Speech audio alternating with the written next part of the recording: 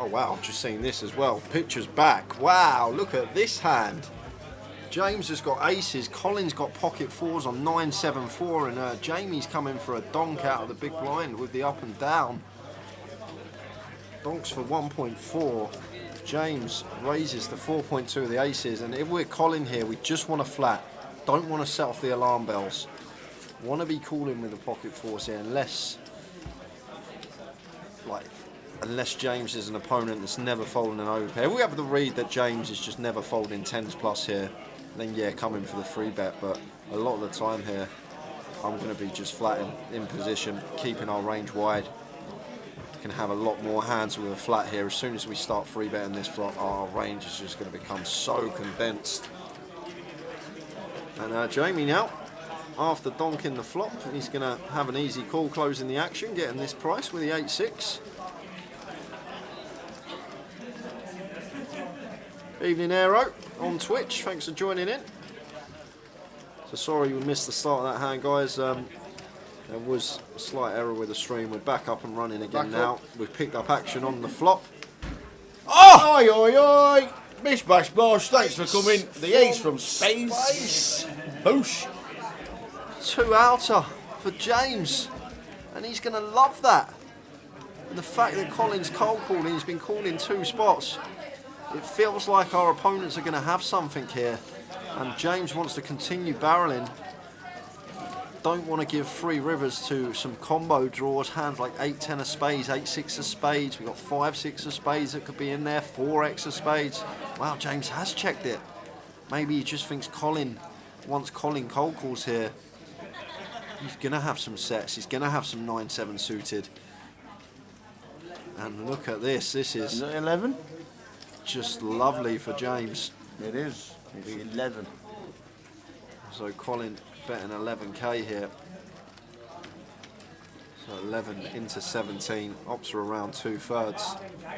And James, especially with Jamie with James behind, not going to call with the 8-6 now tower, 1 card to come out of position as well. We've got a pretty easy fold. Yeah. And now James with the aces, how are we going to proceed here? Flat. We've got the ace of spades in our hand, so ace-x of spades isn't a thing.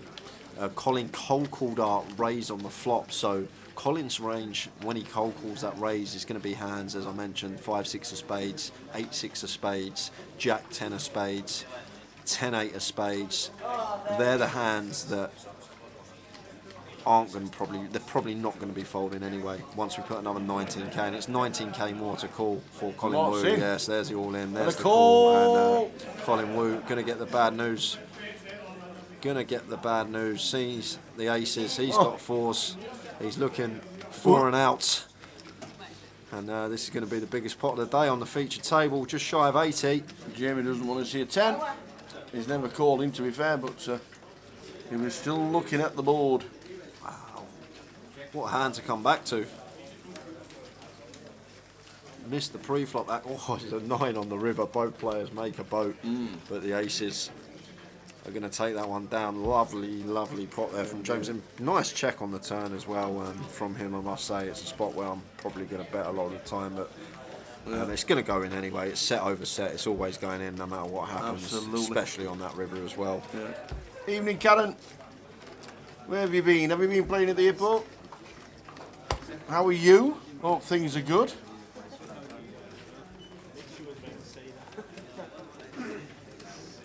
Heading towards the break in about 5 minutes.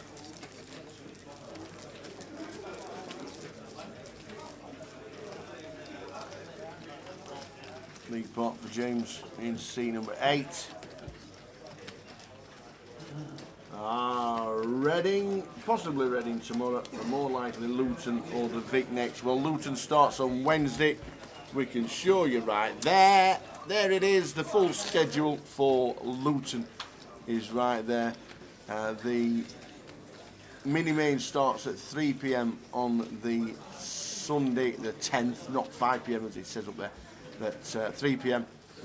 But that is a full schedule of Luton, so you want to pick and choose, play them all, play something of your favourites, then that is a fantastic schedule, and it looks like, and we'll get confirmation over the weekend, that will be the schedule for Blackpool as well. Yep. The end of October, the beginning of November. So just be aware that could be the schedule for Blackpool as well as Luton. We can see you there. We'll see you there. And an exclusive as well. More people probably going to be turning up to Luton now. Cook Brad is going to be at the 30-30 in Luton. He will be there. He better bring you some. He better bring you some goodies. Yeah. I'm expecting lots of desserts, Brad. Nice Michelin star ones, please. Screen's too tiny on your phone to read that. Well, yeah, it's a full schedule. It's on the app as well, Karen. The Poker Live app. It's on. Is it on social media? Not yet. It will be this weekend. The Luton schedule will be on the social media platforms this weekend, but it is on GUKPT.com as well.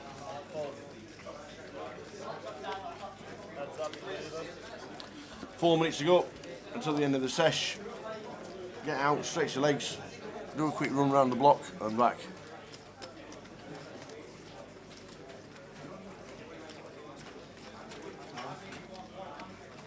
Uh, 10, 10:18. Just about 10:15 we'll come back on. There's 3 minutes left. So 10:04 we go.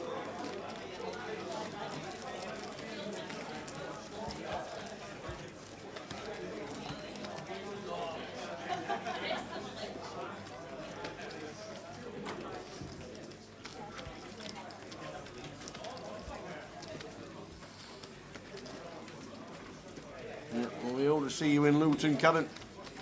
If not, definitely London for the final event of the season. And don't forget the Haymaker free roll that is on heading towards London. We'll be there filming. The free roll promotion is on right now. Over 20,000 added, 40,000 in total to be won. 7 players are going to be. 7 players going to be playing a sit and go with David A, and we're going to be live streaming the Invitational. It's a great promotion. The next free roll is a week on Wednesday, the 13th of October. Oh, Pix is all in. Chris Johnson's all in. It's a flip. We're off to the races. Off to them races.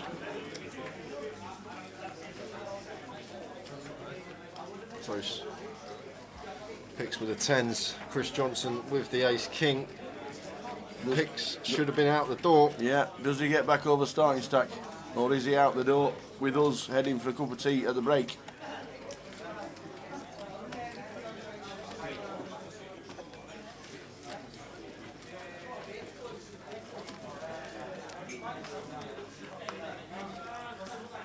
Whoa. It's a good flop because now only 4 outs rather than 6 for Chris. Well, 3 as we can see, 1 jack in the muck. And same applies. 7 to chop. No chops. Oh no, John, there's no jack. I'm looking at the jack. I'm thinking the jack's at the top, thinking that must be a chop if the 7 comes out. No chops allowed. No chops allowed on that board. But Pix doubles up, back up to 26k. I think that might be his peak of the session. I was thinking he needs a jack, so obviously a 7 makes a straight. Just seen the news, avoid central London this weekend. Crazy people running round too far. That'll be the London Marathon that Steve Cleary is doing from the Vic. 26.2 miles running round. Jeez. Jeez.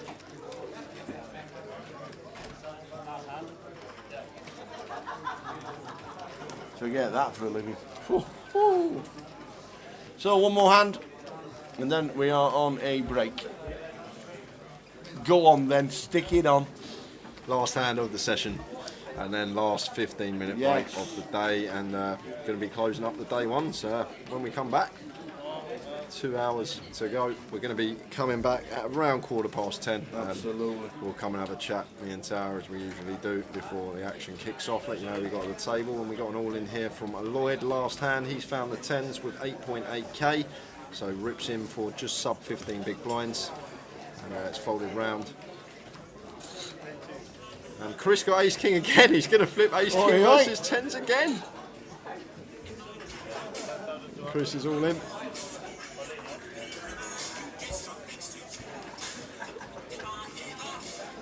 Come on, Lloyd. Everybody sing.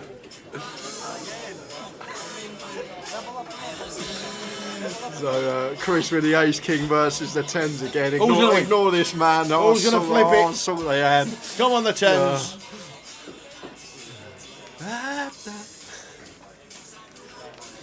Tens against ace king again. Yeah. It's like a repeat. Oh yeah, and Chris looks like he could be losing back-to-back flips. Gonna need to find an ace or a king. That's dead. Oi, oi. Can chop. Dead to a chop. And the tens are gonna double up for Lloyd, and we're on a 15-minute break. See you at 10:15.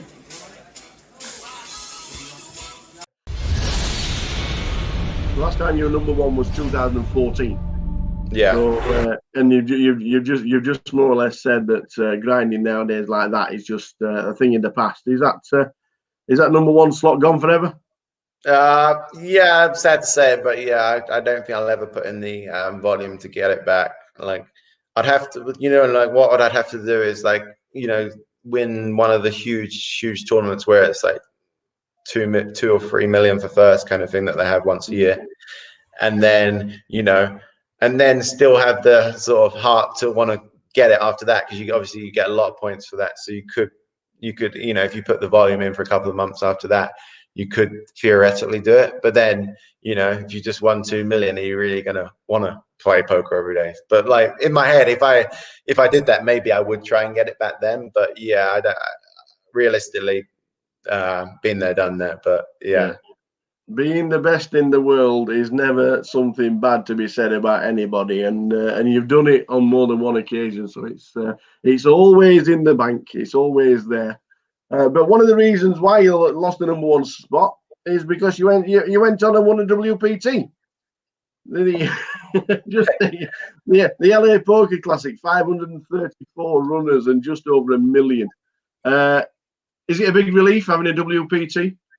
Huh? Was it a big relief at the time, getting yourself that WPT? I mean, it was just a big relief finally winning heads up, to be honest. I was like, Dempsey was always giving me shit for losing heads up. So I was like, if I lose this one, he's going to have a field day. So yeah, it was just nice. And also at the time, I'd actually been on pretty much my biggest ever downswing. I had to get the backing of horses has gone really bad. I'd had to get rid of everyone. I'd actually sort of, even though I'd won all those tournaments before, I'd not been smart with the money, and I had to pretty much start all over again. I was down playing low stakes, $10 rebuys, like the lot online. I still enjoyed doing that anyway, but now I actually needed to like build my bankroll back. So I hadn't really been playing any live poker for sort of a year. I'd just been taking a break and playing online, trying to build back to bread and butter, build sort of my roll back. And I've been in quite a negative place as well. I've been that guy who'd sort of been seeing other people winning and moaning about it and saying, "Oh, I'm better than them." Why that? Just like the guy you don't want to be, really. And I just started working with well, not through choice. Like my wife basically had enough of me being like negative, so she'd sort of put me in contact with this mind coach guy, Stephen Simpson. And he'd worked with a couple of people that I knew, like Liv Barry and a few other people. So I gave him a shot. He actually flew to Vancouver. I was playing online in Vancouver at that time. And he flew to Vancouver on a whim, didn't offer him anything at the time. He just said he wanted to have a meeting. He'd obviously read up about me and knew that, I had good potential as a client and stuff. And I met up with him. I came in pretty like, I just meet the guy, but like, I'm not going to work with him. But I actually got a lot out of it, and met with him a few times, and went on a good online heater, enough that I was comfortable sort of buying into this 10K event and just selling a bit of action to a friend. And yeah, played the live tournament and just ended up winning it. It was surreal. It was crazy. Like, it still feels not real to me now, because I've been in such a sort of bad place and not doing well. And in the space of a couple of months of talking to this guy, it sort of flipped my mindset completely. And I still work with him to this day, you know, like 5+ years later, just check in with him once a month or whatever, and really recommend it. Like, but it's so, at the time I was completely against it. I was like, I can sort out my own problems, but really, you know, two heads is better than one, especially someone who knows what they're doing, you know. So yeah, like I came into the final table. The final table was one of those ones. The final table didn't even go to plan. I was chip leader with 4 left, and then I basically threw away a lot of my chips with some dodgy hands. Misread my hand on the final table, one hand where I thought I had a straight. I think the board was like 4, 5, 6, 7 queen. So pretty scary board. And I thought my opponent just had like a queen, so he wouldn't call that big of a bet. And I had Jack 3 of hearts in my eye, so I missed the flush draw on the flop, but I backdoored into like the low end of the straight. So I was in my head, I was like, okay, I don't think the guy's going to call more than like 50% pot here. So I bet 50% of pot on the river, and he's tanked for a couple of minutes and called. And I'm like, okay, good, got max value. And I go flip over my hand to show the winning hand, and I actually had Jack 2 of hearts. So I didn't have the straight at all. And so like, obviously, and in my head, you know, if I had known I didn't have the straight, I would have, against this guy, I would have bet a bit bigger, because I didn't think he would call a bigger bet. So yeah, I gone from that. So, you know, that's the swing of being chip leader to being last place. Like, you know, the stacks were that close, and somehow I ended up coming back and won a freeway all in with 3 left, which was just probably my most memorable hand of poker ever. To like get heads up, and then after doing that, I was like, I have to win heads up after, you know, being 1 card away from being eliminated, and it's this time I have to win, and I did. So it was amazing sort of feeling. And then 2017, we get the bracelet. We get the bracelet, the 3K6 match. Finally, yeah. Just short of 1,000 entries. And it's really weird, because the video's been online in the last few days. Can you remember that rail? What's it like having a British rail, man? Yeah, it was really fun, yeah. Especially because like the last few years, like, you know, the World Series hadn't been that many final tables for British people, and so yeah, it was nice to sort of, I was telling everyone, I just want to get a final table so we can have some positive sort of morale and have a British rail, and, you know, layer up a few spots. And yeah, and the final table was like one of those dreams that, you know, normally you wake up from and it's like, you know, you realize it was a dream, but like I just ran so hot on the final table. Against the other big stat, the other best player at the table, I had top set in a 3-bet pot against him, and he had top 2 pair, you know, for all the chips.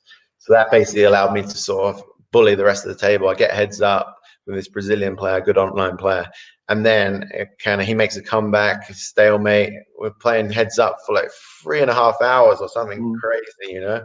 And I was just like, oh my god, am I ever gonna, you know, win one of these things? And yeah, to finally get over the line was, yeah, it was really, really cool, and just have all your friends there cheering for you. It didn't finish till like 4 in the morning. It was late finish, but we still went out afterwards. Yeah. When you stood on the back rail and everybody's behind you, and you're all looking up at the screen and you're waiting for the final card to come, and then they just mobbed you.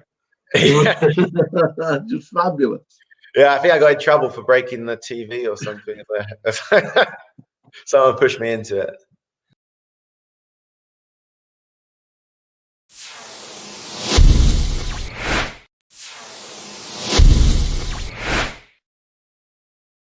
So we got 203 on the Triple Crown. The EPT has eluded you. Are we going to chase it? Will we wait for it when we come back to the live poker and the EPT comes back? And is it something you want to get the live Triple Crown, or is it just happens if I happen to be there? Probably just happens if it happens, because like the thing is, I only really play. There's not even many like. That's definitely the hardest one of the 3 to win. You know, if you just need a WPT or a World Series bracelet, there's so many events you can play, and even the WPTs, a lot of them are re-entry. You know, so you can buy yourself a stack and stuff like that. But you know, the EPTs are freeze out or 1 re-entry, some of them now. But there's only 4 or 5 of them a year, I think, and most of them I don't go to. Like the only ones I really ever go to, I always go to Barcelona, and that's about it really. Like I used to go to the Caribbean one, and so yeah, no, realistically it's going to be tough, but you know, obviously the funny thing was I actually had 29 Triple Crowns, and I wanted the 30th one to be the live one. And that would have been nice. That year I was doing good. I was like chip leader on day one in EPT Barcelona, obviously so far to go, but I was in the money, and I was actually feeling, oh my God, this could be it. Like, even though there's still 100 and something players left at this point, I was like, you never know, this would be really cool just to finish it off in that. But unfortunately it didn't work out. But yeah, I had a few deep chances in EPTs. I think I final tabled EPT London. My mum came up to watch, and she gave me the needle because she came, well, you know, it's not even that far a journey. She lives in Essex, so it's like an hour on the train to come up to Rail. And, you know, I came in only with 20 big blinds, so I reshoved sevens or something and got called by ace queen and lost the flip. And I like get away from the table, and she's like, "You done?" I'm like, "Yeah." Yeah, like, I'm always wait for that. I was like, "Yeah." So, yeah. Another one. She always used to give me, like back in the day when I was doing bad at live poker as well, she'd always say that she'd watch some poker on the TV and they all wore sunglasses, and maybe that's what I needed to do because I was giving away tells and stuff. So I think actually one year I got to the stage where I was like, oh, fuck it, I'm going to do it. So it was like a 25k Bellagio big tournament. And I was on day 2 and I didn't know anyone on my table. So I was like, okay, I'm going to do it. So I went to day 2 and I put on the sunglasses indoors, felt like an idiot. Made the most standard raise ever, like ace-5 suited or something. And everyone tanked a little bit before they folded. It was one of those weird ones where everyone maybe had like half a decision or was just still asleep because it was first hand of the day. And, you know, it wasn't even a big hand. I won the hand. And I just felt so nervous. My heart was beating. I was just like, I was just like, I feel like an idiot wearing sunglasses indoors. So that was the one hand I ever played wearing sunglasses. So I got 100% record on it, but yeah, I just can't do it.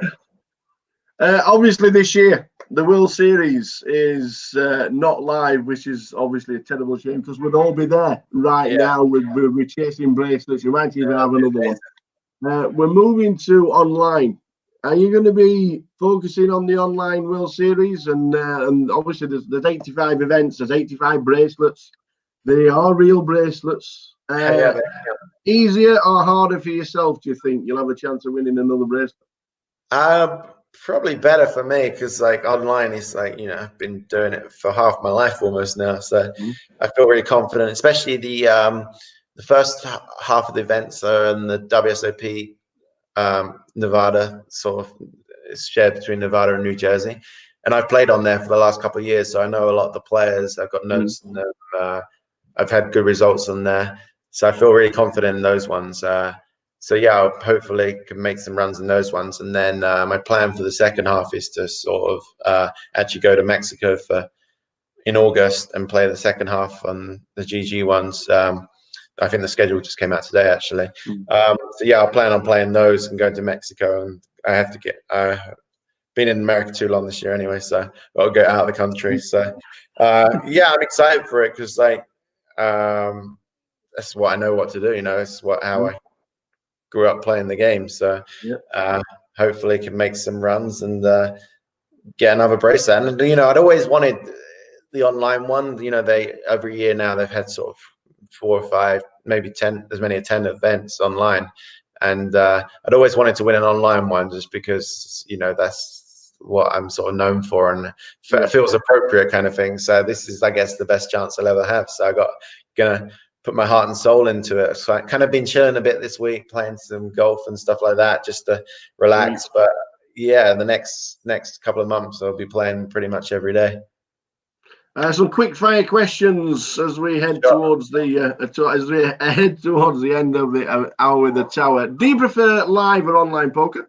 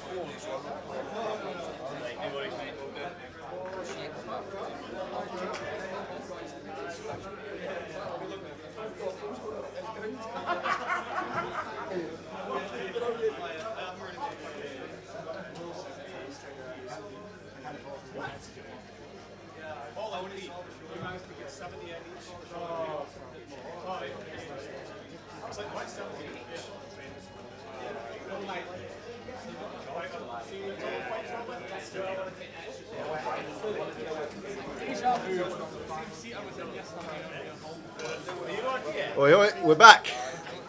We are back, and as you can see, Tower not with me, joined by Jack Harcastle, the winner of the last event in Leeds. Bagged up the online day one with the chip lead in that as well. Probably won't. It's not going to be the chip lead tomorrow, but 160k. No, Antique's already got more than me. Yeah. But lovely stack. Jack's going to join me for about an hour for this last session of the day. Players are just taking their seats. Going to run you through who we've got. In 1, Roderick McNeil. 2, Stephen Wood. 3, Andrew Back. 4, Callum Hamilton. 5, Kevin Finney. 6, Daryl Benton. 8, Gary Bertram. And in 9 is Michael Wharton. So get them off. Just about to start. Any questions for Jack, fire away as well. Obviously on a bit of a heater at the moment, off the back of a win in Leeds. Final table in Leeds, funny one. Very weird, Yeah. very weird. Like the thing is, it was actually really slow for like 4 hours. You were 7-handed for ages, and then Bixie just went mental with the King Jack. Did you? Obviously you saw the hand, and it's then just like- after that it just. I was trying to find open spots as chip leader, and I just really didn't have them for about 4 or 5 hours. Yeah. And as soon as I just started hitting some boards, it was like we went down from like 6 to 2. Yeah, real so quick, yeah. so quick, and then obviously it just went in King Jack versus A6. You held, and that was that. No, it was obviously ran hot again, but yeah, I was pretty happy with how I played, and also like my mate James got second, which was awesome. He managed to make it all the way. With A lot of people said that at the start of the FT though. That was like the pick for the two that would be heads up. Even though James come in fairly. Oh no, he didn't come in short because he came in quite he decently. did. Yeah. He doubled up the hand before the FT basically. So. Just about to get underway. Sorry guys, it was a 20-minute break. The last break. That's why we're 5 minutes late. At the moment, the players just taking their seats and we'll be underway. Joined by Jack Harcastle. You're just tuning in for the last session. What's the plan for you these days? I know you've been playing live a lot more. Still playing in the online streets, I take it? I mean, not much to be Not honest. much. Mate. I've been pretty lazy when it comes to that. Honestly, I've been at home for a few days and I just can't bring myself to reg anything except for the online day one. So it's just like, but I've been enjoying playing live. Like I think I prefer live a lot more than online these days. So so I've got this and then Luton for next week into the it's like almost 2 weeks, isn't it? It's like 10 days. Yeah. And then Portsmouth, where I'm from, has got the 30-30 as well, so £400 one in my hometown. Yeah, perfect. So they're things for me to play. So straight into the action here. Playing at 400, 800. Spanned in the building, opening off of, this is going to be a flip first hand because Callum's just ripped. Ewan McNicholas live throw. Yeah, you know it. Ewan's in the building. How are we doing, Ewan? I'm a live throw until I bash you up online. We're going to have an all-in and a call. First hand, Span not folding the 10s here when it comes back round to him. Oh wow, Stephen's got ace-king here in the big blind. Oh, Span, account of his stack. Stephen not folding for sure. He's going to be all in, and now Span with the 10s. I think he's probably going to fold. Don't think you can call. Especially when it's under the gun, Yeah, plus I know. one and big blind later, there's no way you can call 10s. As unfortunate as it is when it's 2 ace king. It's going to be sick when he sees it as well. Just live throw it off and just put them both on ace king. Yeah, you could do that. There's a fold. Yeah. Spot on. Yeah, like even Jack's is a bit grim. So. So Span sees the ace king. Look at the. Oh, he's not liking that. Takes it in goodwill. Smile on his face.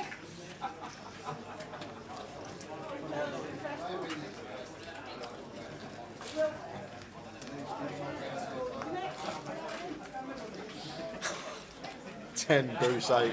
This is going to be a chop after that flop. Spam with a flop top set.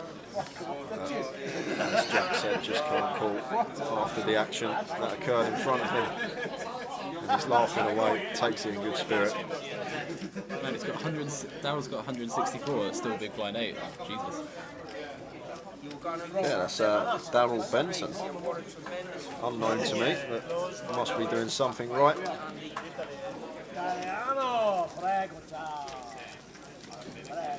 Andy on the string, what a tremendous 4 5 10s.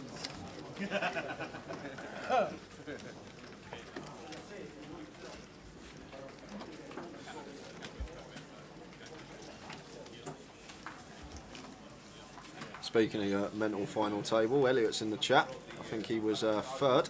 Yeah. He was Just a like partaker yeah, in yeah, yeah, mental final yeah. table. The 10 deuce was definitely a fun hand.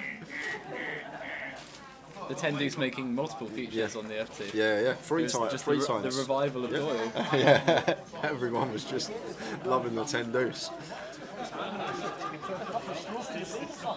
So Callum under the gun with the king queen, working with just sub 20 bigs. He's going to open this one, makes it 1.6.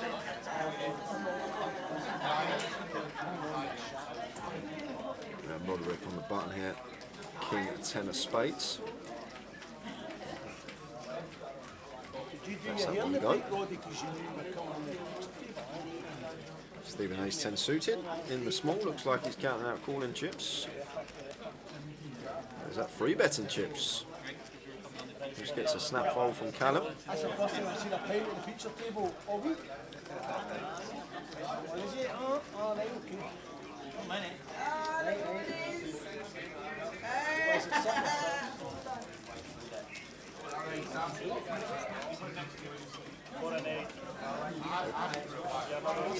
He was behind us shouting, he's been there all day, sat at that table, and earlier we rang the bell for teas and he was shouting, I'll have a Peroni, I'll have this, I'll have that. Mate, I walked to Mikey's table, I said hey, and it's like he's got fucking 4 bottles of...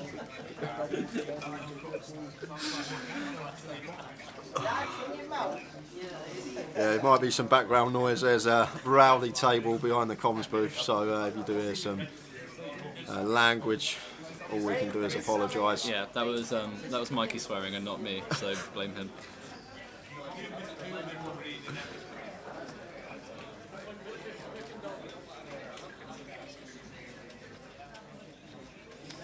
So Daryl's turn to open the king queen, early position. C bottom league wants an update on Amir. Sorry, just returned. I think Tower's watching from one of the rooms in the casino, so if he is, Tower, I'm sure he'll have a little run around the car room for us, find out a chip stack.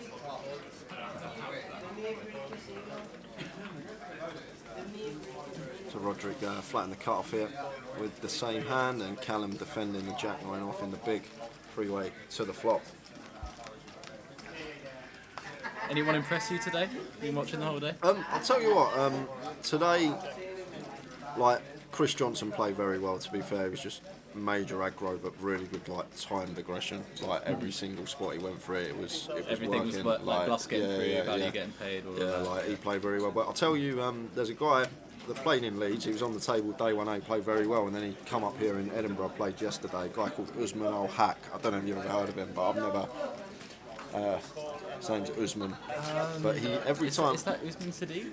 Al-Haq is yeah. But it could, I don't know if he's got like multiple names, because it's like Usman, who I played with like some years, like he's pro, he won the UKPT London. Like, I'm just wondering if it was. It could be. Let me have a look. I've got to look at this. If not, I'm just making it up, and there's 2 different people.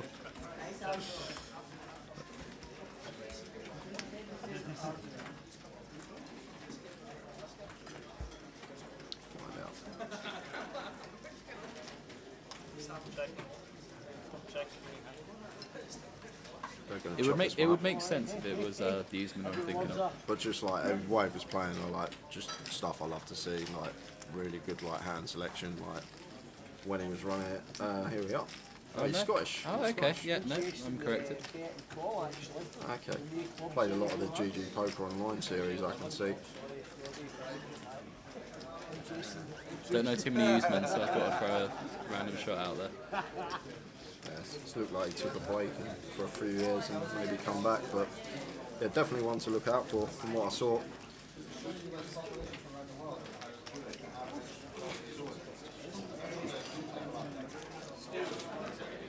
Mr. P-Man, good evening, says let's go Span. Had a deep run in Leeds himself. I think he definitely down to 2 tables when he busted. We're going to see more of you, Jack, throughout the 2022 then, throughout the tour. You think you're going to play it all? Probably. I mean, like, I do like online and it's got its time, but I think I'm probably much more in tune with live poker these days. Yeah. I'll do a lot of travelling for it. The news about being able to fly to America in November is just incredible. Like, I can't wait for that. So yeah, I'll probably be on the move quite a lot, just playing a lot of live tournaments, but I'll be back for all of the good stuff. Like, I'll probably play the grand final every single year. So. Gary finds Kings, opens to 1.7, and Kevin can defend the ace-8 suited. Big Neil, that was Ludo walking past. Ludo's still in the field.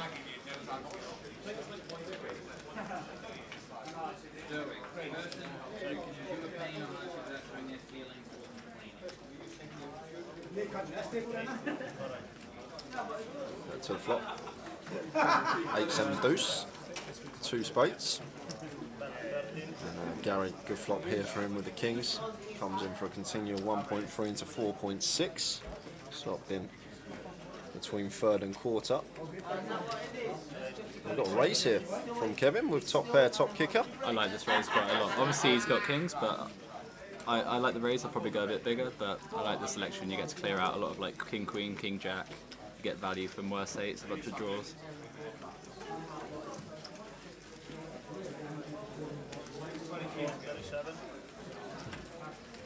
And the Kings obviously going nowhere, just going to call. It's a good raise, but I'd like to size it so you can deny a couple of overcard hands.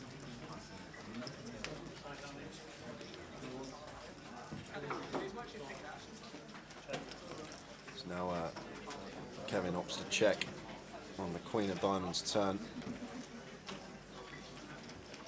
You always firing now here with Kings, Jack? Or yeah, I'm going like pretty big with everything, but you know, all my bluffs, all my value. Did he's checked back the turn? Wow.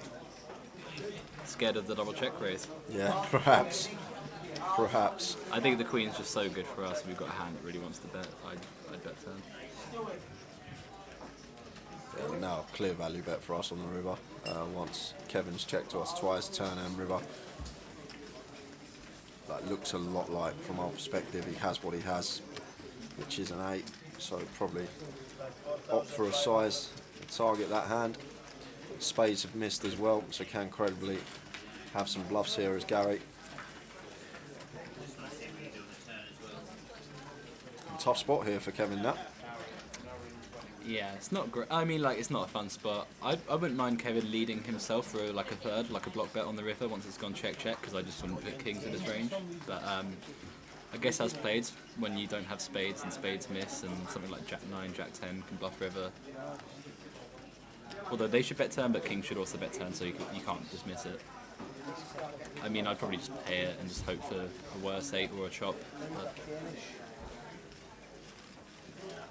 it does look value-y. I'll give it that. Makes the laydown. Wow. Good fold, Kevin. Shows him the ace-8.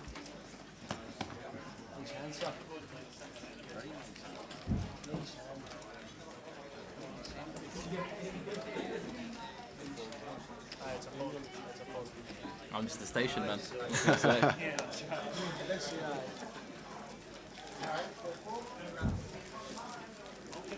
Have you that queen, you know that lucky, but just like a wee pocket, yeah. I think that's the turn goes check. Probably called it off as well on the station as well. A good fold with the ace-8s there. Nice hand. The problem you have is if I hit that queen, I've got a 2 pair. I've had some hands sent to me too. I've heard there's a style in Edinburgh. There's a style that's a concern. So I'm watching out for some of this. Okay, yeah. We had. You know how local casinos have their own like some player might have won something at one casino and then they have a certain quirk and everyone starts doing it from that place. I've heard there's something in Edinburgh. Oh, okay. Which I'm not going to say, but I'm going to have a look at. Okay. Yeah. Just do a little bit of spy work. Yeah, Is that what this is? Is that what this is? that's what I'm in the booth. I thought you were coming to help me out last hour. Yeah. Just. He's eyeing up the field for tomorrow. Always got to do your homework. 300, eh? It's not donking on ace high boards and free bet pots, is it? Is that the style? Oh, is that a frequent thing that's been happening? I've seen it a lot Wow. this weekend. A lot. Because everyone like calls a 3-bet of ace queen and then they're like, yeah, my hand's good. I'm gonna start betting.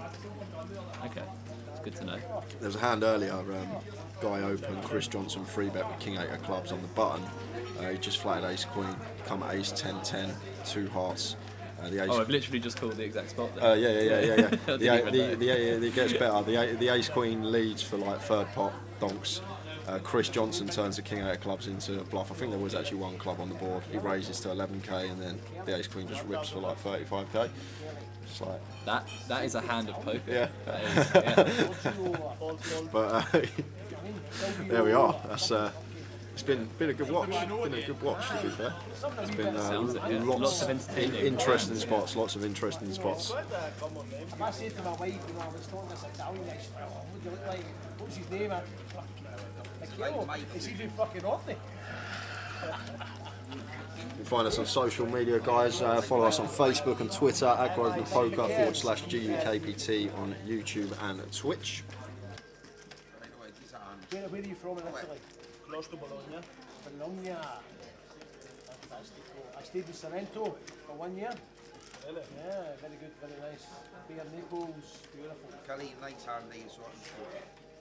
You look a bit Italian yourself? Yes, I think so. Very good looking. If you are just tuning in, I'm joined by Jack Harcastle. Won our last event in Leeds for over £70,000. Great payday for him. Played very well on the final table as well, I must add. Definitely deserved the winner of that one. But any questions for Jack? Anything you want to know? Fire away. I'm sure he'll be happy to answer.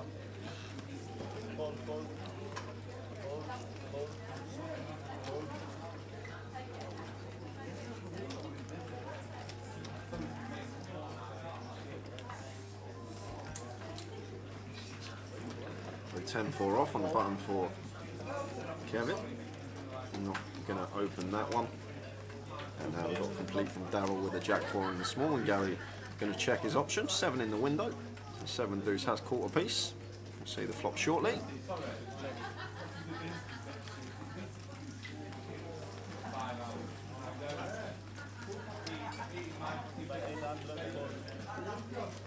Tell you what's crazy in Italy. So I'm driving, yeah. Just bet and a fold. I know these children. Jack 4 gets out of the way. All around your car. Don't forget, guys, as well, can't stress this promotion enough. Haymaker Knockout Series. It's free to play. We've already had our first free roll. That was on Wednesday. We got 6 more. Richard King was the first winner. He's going to be joining us at the grand final for the 8-man sit and go.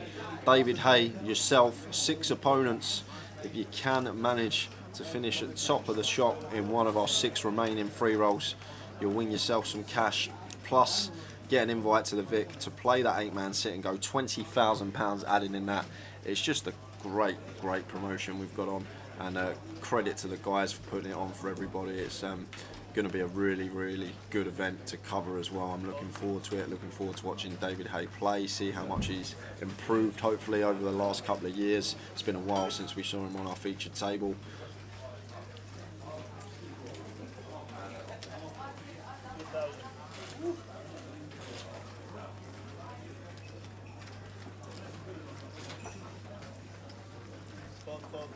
So pocket 10s for Stephen, under the gun +1, makes it 1.6. And Kevin not going to be going anywhere with the 8s here in the cut-off. He's going to make the call.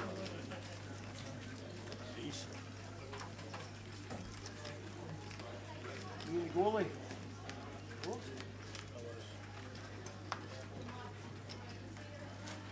Jack 7 deuce 2 spades.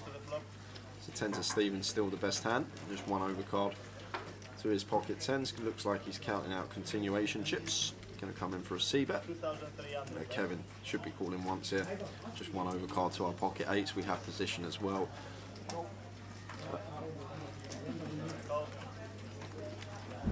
There is the call, and we're going to take a turn.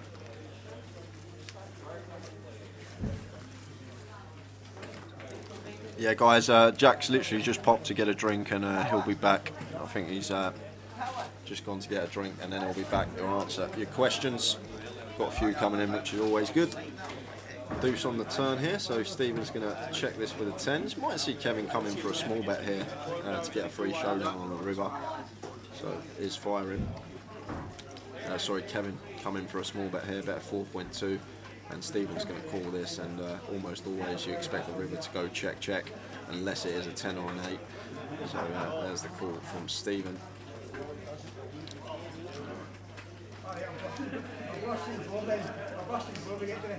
King spades on the end, so just always going to go check check now. No merit in betting for either player.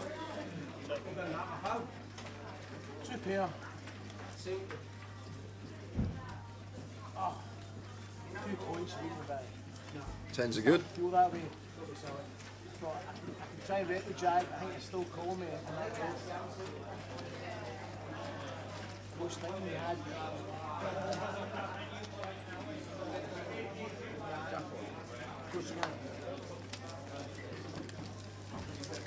Nice hand goalie, nice hand, sir. Michael's our short stack, 7.2k for him. Going to be looking for a spot to get them in the next couple of hours. We are here a bit later tonight. We have had 2 20-minute breaks today, so we're probably going to be finishing up around 25 to 1. Between 25 past 12, 25 to 1, probably going to be my guess.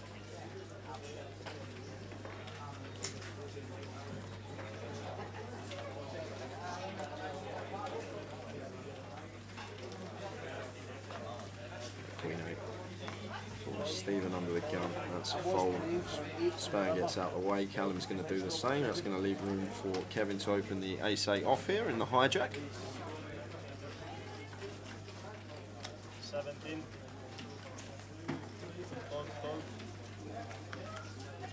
He's at 1.7. It's raise and take for him. Just while we wait for Jack to get back to answer your questions, this is what's going on in the 30-30 round this week. You can still get into these. Reading South, Leicester and Blackpool. £400 buy-in, 50k guarantee, and I know especially in Blackpool we are needing some more runners to hit that guarantee, so potential overlay there. So Blackpool definitely some value for that one. Week 5, Portsmouth, Manchester and Glasgow. Buying for that one exactly the same. 30k starting stack in all of these. And last week, Leeds, Luton, Bolton and Edinburgh.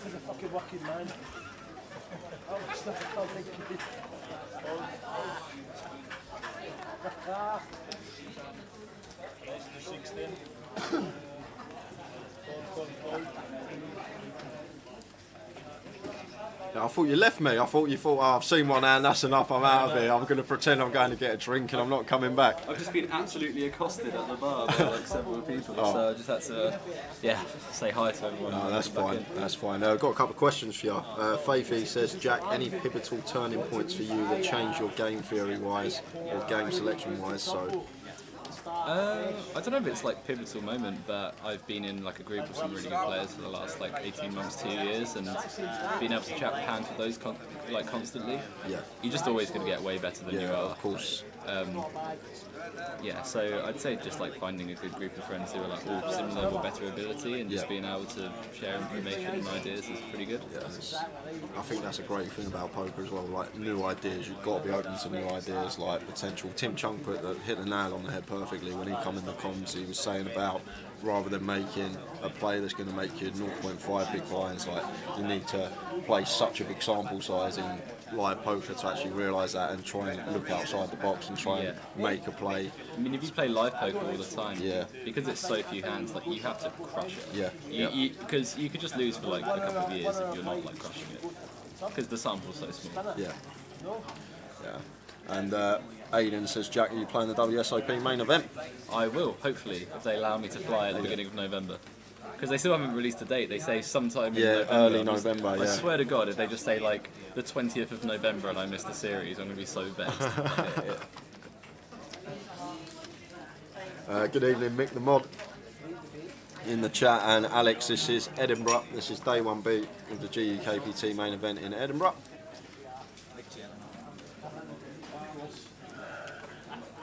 How did you get into this like group of all these players? Like, I mean, I either knew them as friends or their friends of friends already, but it's just basically just, I believe, the best group in the UK currently. Obviously, there's some really good like older players, like the sort of like Geraldo, Ludo, Sam Squid kind of group, but Mormon as well. But it's like a few of them are doing different things now, and they've been around for so long that they're all still playing, but I think they're all sort of going in their own direction. But we've got like a younger group at the moment, and we're all just like bouncing ideas off each other. So I think in terms of activity, we're probably going to be the best group in the UK at the moment. So like it's pretty good to be able to check out those guys. Yeah, that's good. It's really good to have that.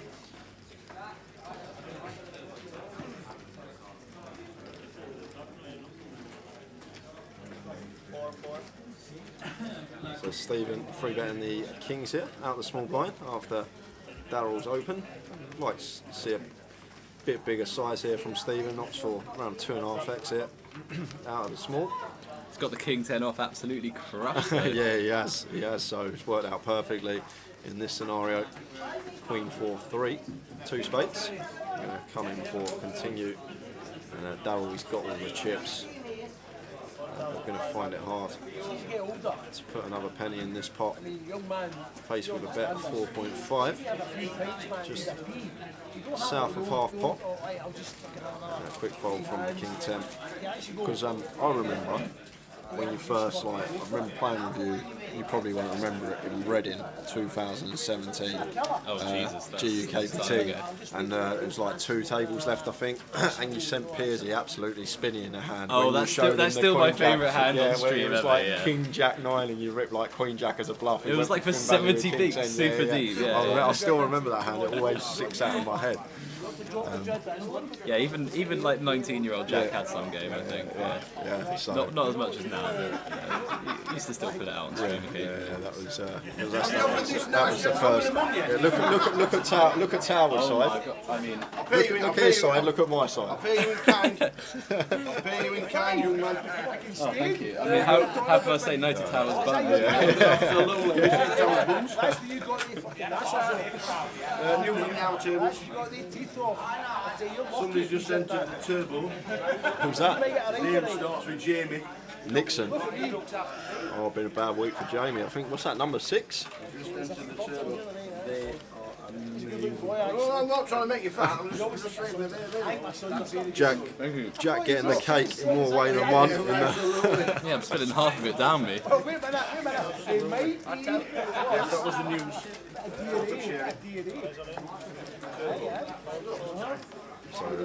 I've been like honestly trying to be good and stuff, but it's like I've come up here. You've got to have a few beers when you're travelling, and now Howard's offering me a load of cakes. It's like, oh, it's absolutely sabotage. Yes. Another question, Jack. What tourney win has meant the most to you from the last few years, and why? The WPT, because What the 500 one? When you won 100k? Was that no, the one I won online in Montreal. Oh, it wasn't online one. I didn't even know that. Yeah. How much was that for? 447. Yeah, of course. Why am I even questioning it? Yeah, because it was a WPT and I won the most money. That's why it means the most. That's it. That's an easy answer. I thought you won a £500 starter, didn't you, when DTD had that event on? I mean, that one means a lot as well. That's 2 years ago today, actually. But that sort of kicked off me being able to play bigger things and improve a lot more, like being able to at least try, like, test myself in some bigger buy-ins. I think part of learning is basically just like throwing yourself in tougher games and picking things up as well. Yeah, it is. Yeah, I agree.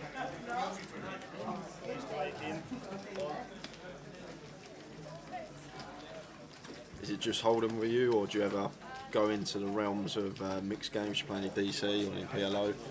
PLO I'm alright at, but yeah, it's mostly Hold'em. Oh, okay. Anything with more than 4 cards, I'm just a bit lost. But Daryl's got aces under the gun, makes it 1.8. Michael with the Queen Jack here, +2. Should be going into the muck. Thinking about getting his last 8 bigs in here. I think we can find a better spot rather than shoving over the under the gun open.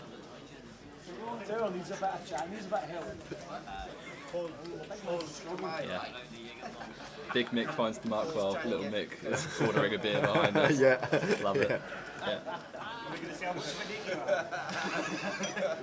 Kevin 5-3 off here in the big blind. Lets it go. No action for Daryl with the aces. I think I might have to try it. I've already drunk it. Well, that's really fucking fair, eh? It's either that or the gas is gone. Nah, it's probably just, it's got just like shaking roll. Having a mare trying to balance. It's alright, it's on Tower's side, do what you want. Oh, you make a mess I over mess it there. up, yeah.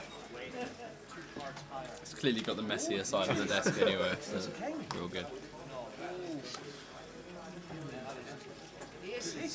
What's the plan going into a day 2 for you? Do you just turn up and take it as it comes? And do you have- Yeah, pretty much. Yeah, I don't really have day 2 rituals as Yeah, such, yeah. but and then just have a nice breakfast somewhere and then turn up really. But I don't. Yeah, I don't think there's like too much you have to do in like in terms of like study or anything. It's just like just trust in your game and turn up and hope for the best. You know, hope to call with a few people or play well, but you know sometimes it doesn't happen. I haven't booked a flight home yet because I could just be out by dinner and then I could Here you go. just go home tomorrow. So. We'll play the bounty. How much are you going to pay me to Do you play know that what? one? You just done the same face. Do you remember when Corinne wrecked you with a Queen 4 of diamonds? Oh, Yeah, how could I forget? yeah. I just had the same face then. Well, honestly, the one thing that I've learned from these streams is I didn't realise how just like blatant my facial reactions are to things. Yeah. I didn't realise just how obvious it is. And I don't know if I should keep doing that or just like try and be a bit more That restrained. one hand was brilliant though. It's just you saw her hand. I think you opened UTG and she's UTG +1, and she's just rocked up with Queen mate. 4 of diamonds. Do you know the and- sick thing about that, and I've not told people this so far, is that I think, because you know the rail on the table is quite deep, Yeah. she went to go hold her hand up, and I'm not like looking, but I was like, I swear I've just seen the Queen or King of Diamonds in her hand, like as she's holding it, like that. I got a flicker, I wasn't 100% sure, but I was like, I thought I saw that. So then when she bet flop, checks turn, bet river, I'm just like, well, how's that a flush thing? Because a flush is always going to bet itself. Like, I thought I saw a diamond, so that means she's got a flush which would bet. And I was like, oh, okay, she might just have like King Queen off and bluff it or something, right? And then she turns up with King Queen 4 suited. I'm like, okay, I'm just totally wrong then. But, Oh, it was a fun hand. We Yeah. get lots of fun hands on that as well. It's great when we get like good regulars playing hands against like unknowns who Yeah, I are mean, unorthodox or yeah, new some- to the game. And yeah, sometimes you're the hammer, sometimes you're the nail. And Yeah. I was absolutely the nail.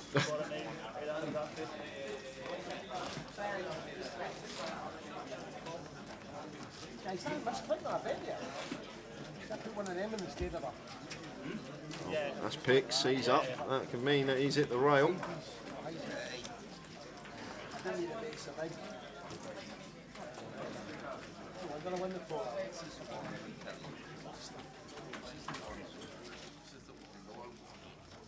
He serves us something that's gone for himself. Kelly.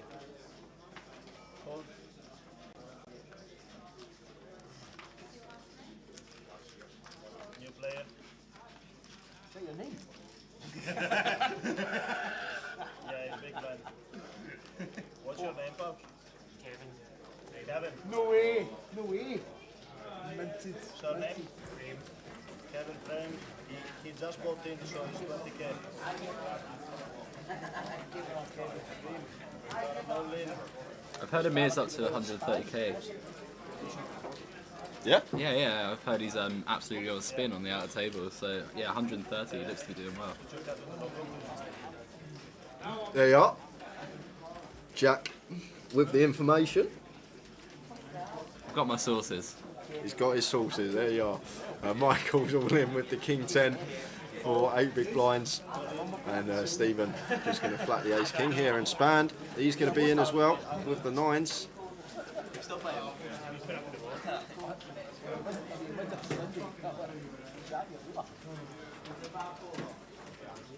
Oh wow, lets him go.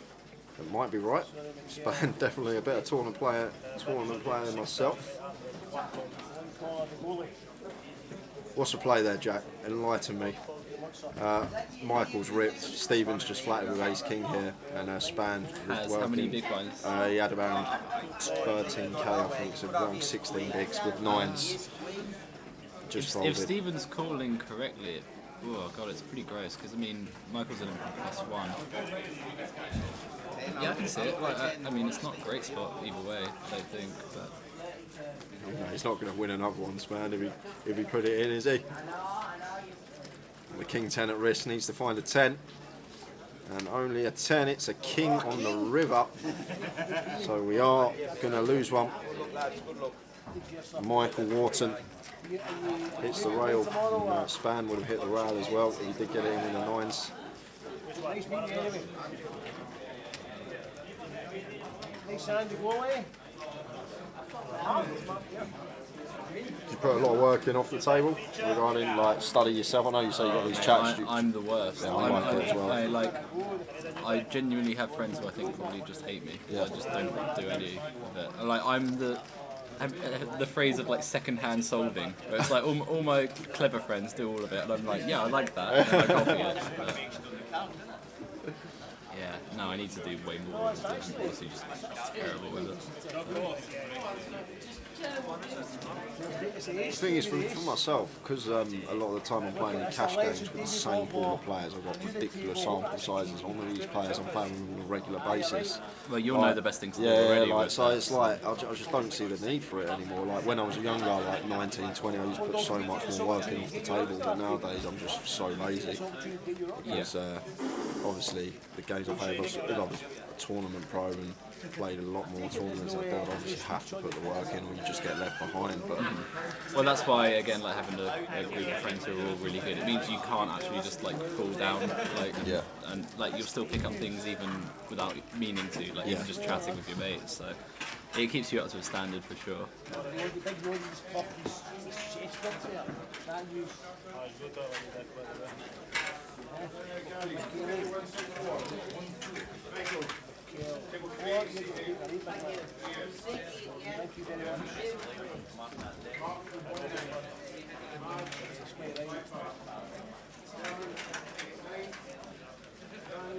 Probably one of the best games I've seen in a long time. I did bump into Riggy out there as well. oh, did you? Yeah, Did you have a little chat? Yeah, we did, but that's why I was so long at the park. Oh, no, it's fine, it's as fine. we got heads up, we just had a little chat. Yeah. It's great. It was quite funny. It was just like, he was like, "Well, I'm not playing you heads up, Yeah, am I?" it's Just like, to be honest, tanking every it's hand. a great strategy. I think it's a brilliant strategy. I said Yeah. it to myself. I said, yeah, I'll back it, mate. I was Yeah, like, yeah. honestly, I'll probably do the same thing. Yeah, fuck it. He could do what he wants. Sorry, out of table again, being a bit rowdy in Yeah, the background. sorry. Yeah. 18+ game, mate. That's all I'm gonna say. Yeah, it is an 18+ game.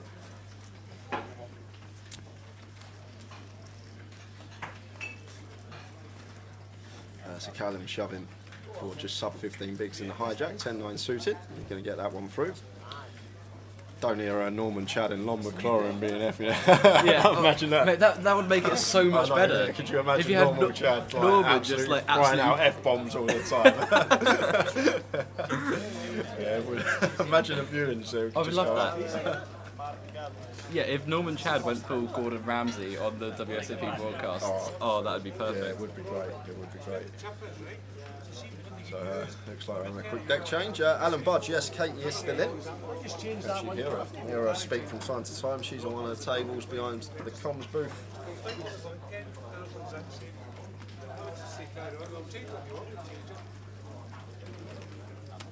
I know what the count is. Yeah. I assume a glitch with the ground. Yeah. That or Jack Dussoft is just soul redding for the tournament season. Yeah, no. It was, I think it was just a deck change. As the dealer's going to change as well. We are just joining in. I'll pop the camera on. This is what I'm joined by. He's done his hair. Look, he's done his hair. He's there. Absolutely just caught me out there. Yeah, the tower does it to me all the time. Jack Harcastle joining me for this last session. Tower always do that as well. Just 'cause it To be honest, he always catches me off guard, Tower. He just throws it on randomly because he's dancing or something. Yeah, Like, yeah. I'm just there, like, Singing don't into know what to the do. microphone or Yeah, he something. loves it, absolutely loves it. But as I said before, we've had a few already. Any questions, just fire away. One already. Ship, how did WKPT go? I mean, I don't really have any complaints. I think it was around even. I got 12th in a 2K, and then like 20th out of 10,000 in like a 109. I think both had like 100 and something for first. But there were enough runs that it sort of counterbalanced it out. That I didn't lose too much. I don't think. Like I hopped in a 2K that was overlaying 10% of the field on stars. I was like, I'm just a sucker for the overlay. I just can't pass it. But that was like 130 up top. But yeah, I mean, 12th was alright because I definitely messed up a hand as well. So I was just like, I didn't deserve to win it anyway. Fair So enough. It's good that though when you can recognise mistakes that you made. yeah, it was one of those ones where you were like, 30 seconds later, you're like, why did I do that? Like, yeah, I mean, it still happens. Well, I know you said you're a sucker for overlay. Might see you in Blackpool if you bust early tomorrow. 30k overlay at the moment for the 30-30 there. Jesus. Yeah, you need 140 But they've runners. still got a few day twos though, right? Well, they've got the day one tomorrow and then the turbo on Sunday, but only 54 entries in that one so far. So we are going to need some turnout in Blackpool if you are in the area. Definite value there if you want to play that one. So we got blind on blind here. 6-2 suited. Women small. Gary going to come in for a lead.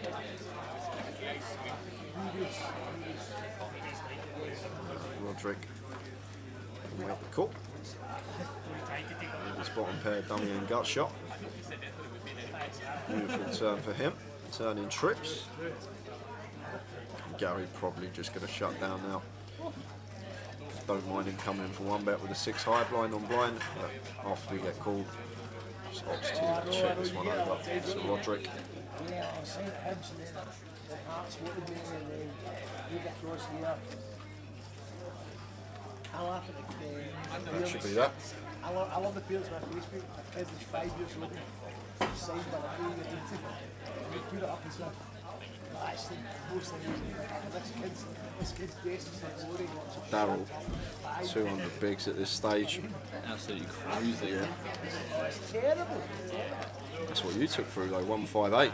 158, great stat. Yeah, but he hasn't played heads up for an hour. Oh, either, yeah. you know? Yeah, true. What do you think about the first ever online day one? I know I didn't get many I runners, would but love there to be one every single time. every time. Yeah. Because the nature of it was that there was never going to be a full ring table at the end of the tournament. Like you were always going to play short-handed. Yeah. I didn't think it was going to go heads up, but it did. So like I love short-handed and heads up, so like, I really enjoyed it. But then again, I imagine if they run it for every single one of these stops, there'll be more and more people playing the online one too. Probably will. So The thing is, it should be quite popular, I think. I looked at obviously the field that played it, and a lot of the runners are like very good, like the good players. Like it's very like regular heavy. Like It it's, is, but then if you keep doing them, then maybe it won't be. yeah. I'd like to point out on stream right now, I am the first person to have busted GUKPT Edinburgh. Oh, what did you? I was the first bust Was you? What? And had a for a re-entry? 400 big blind pot, Oh. and then re-entered. So I could, this the first time ever, I could be the first and last person out of a tournament. It could. Yeah, it could. I don't think we've ever had that happen before. Hang on, actually, now I think about it, I was the last person in Leeds and the first person out in Edinburgh. So I'm the last two finishers of the... There you go. Yeah. Was there any talk of a deal in Leeds, or was you just happy to No, there run was it? talk because like Oh. James is my mate and he is good, Yeah. but I had a 5-1 chip lead by the time he got heads up. So Yeah. we said, if you get some chips, we'll Yeah. chop it. But James was like, well, we may as well just play it out at this Yeah. point, because you could just win it in a few hands, and then that is what happened. So Ryan says, is Trig still in the field? Yes, he is. See a King 4 deuce rainbow flop. Both players with the same hand, blind on blind. It'll be a case of first sign of aggression taking this one. And looks like Span going to come in for a bet. Just a quick fold from Stephen.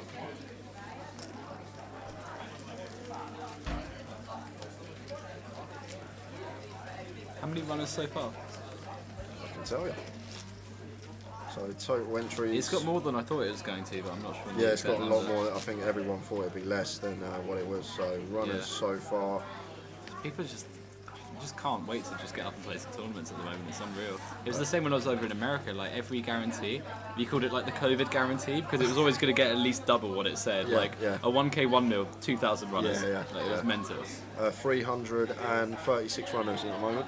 So Yeah, I said min 300, and there's still like people to fire the turbo tomorrow. could get like yeah. 370, 380 potentially. We've got that's- 225k in the prize pool already, so you're looking at least 60k up top at the moment. Yeah, So it could that's- be close to what we had in Leeds, to be honest God, with yeah, you. you're right.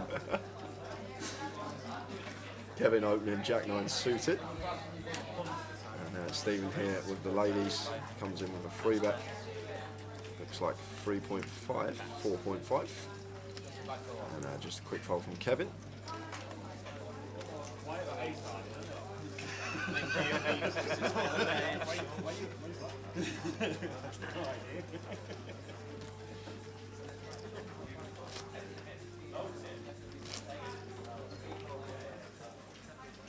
Mick Mod says nice win last week. Jack made a few quid. Oh, he's had a bet on the you. betting. Yeah, he had a Yeah, bet on yeah. you. He had a bet on A you. little flutter. I think that's a great additive this year. The fact that we run a sportsbook for Yeah. day 3, I think it's. It is quite funny. I've also been the wrong price every single time. Because there was no point that I was 4-1 with 19 left. Or like the London one as well, where it was like I was 8-1 with 20 left and an average stack. It's just Yeah. like It's just credit. It's credit to you. That's all it is. It's credit to you. It is quite funny to watch it in the morning just to see Yeah, like yeah. how the odds slide back and forth. But yeah, I like it. A few of my friends have had some bets on it on like a bunch of players that we know. So yeah, there's definitely some good bets in there too. I felt sorry. I can't remember who it was, but they had similar stack to Boz, basically the same stack as Boz. And Boz was 8-1 and they had 25-1. I can't remember who it was. I can't remember who it was. And I was like, that's a bit harsh, but yeah. But Boz was a great bet, I think. At Ace, I think he was the value for money. But What with the big blind? Please show. So we've got an all in and a call here. Callan ripping over Span's button open with the Queen Jack for his last 17 big blinds, and Span with a similar stack here has him covered slightly. So Ace King versus Queen Jack.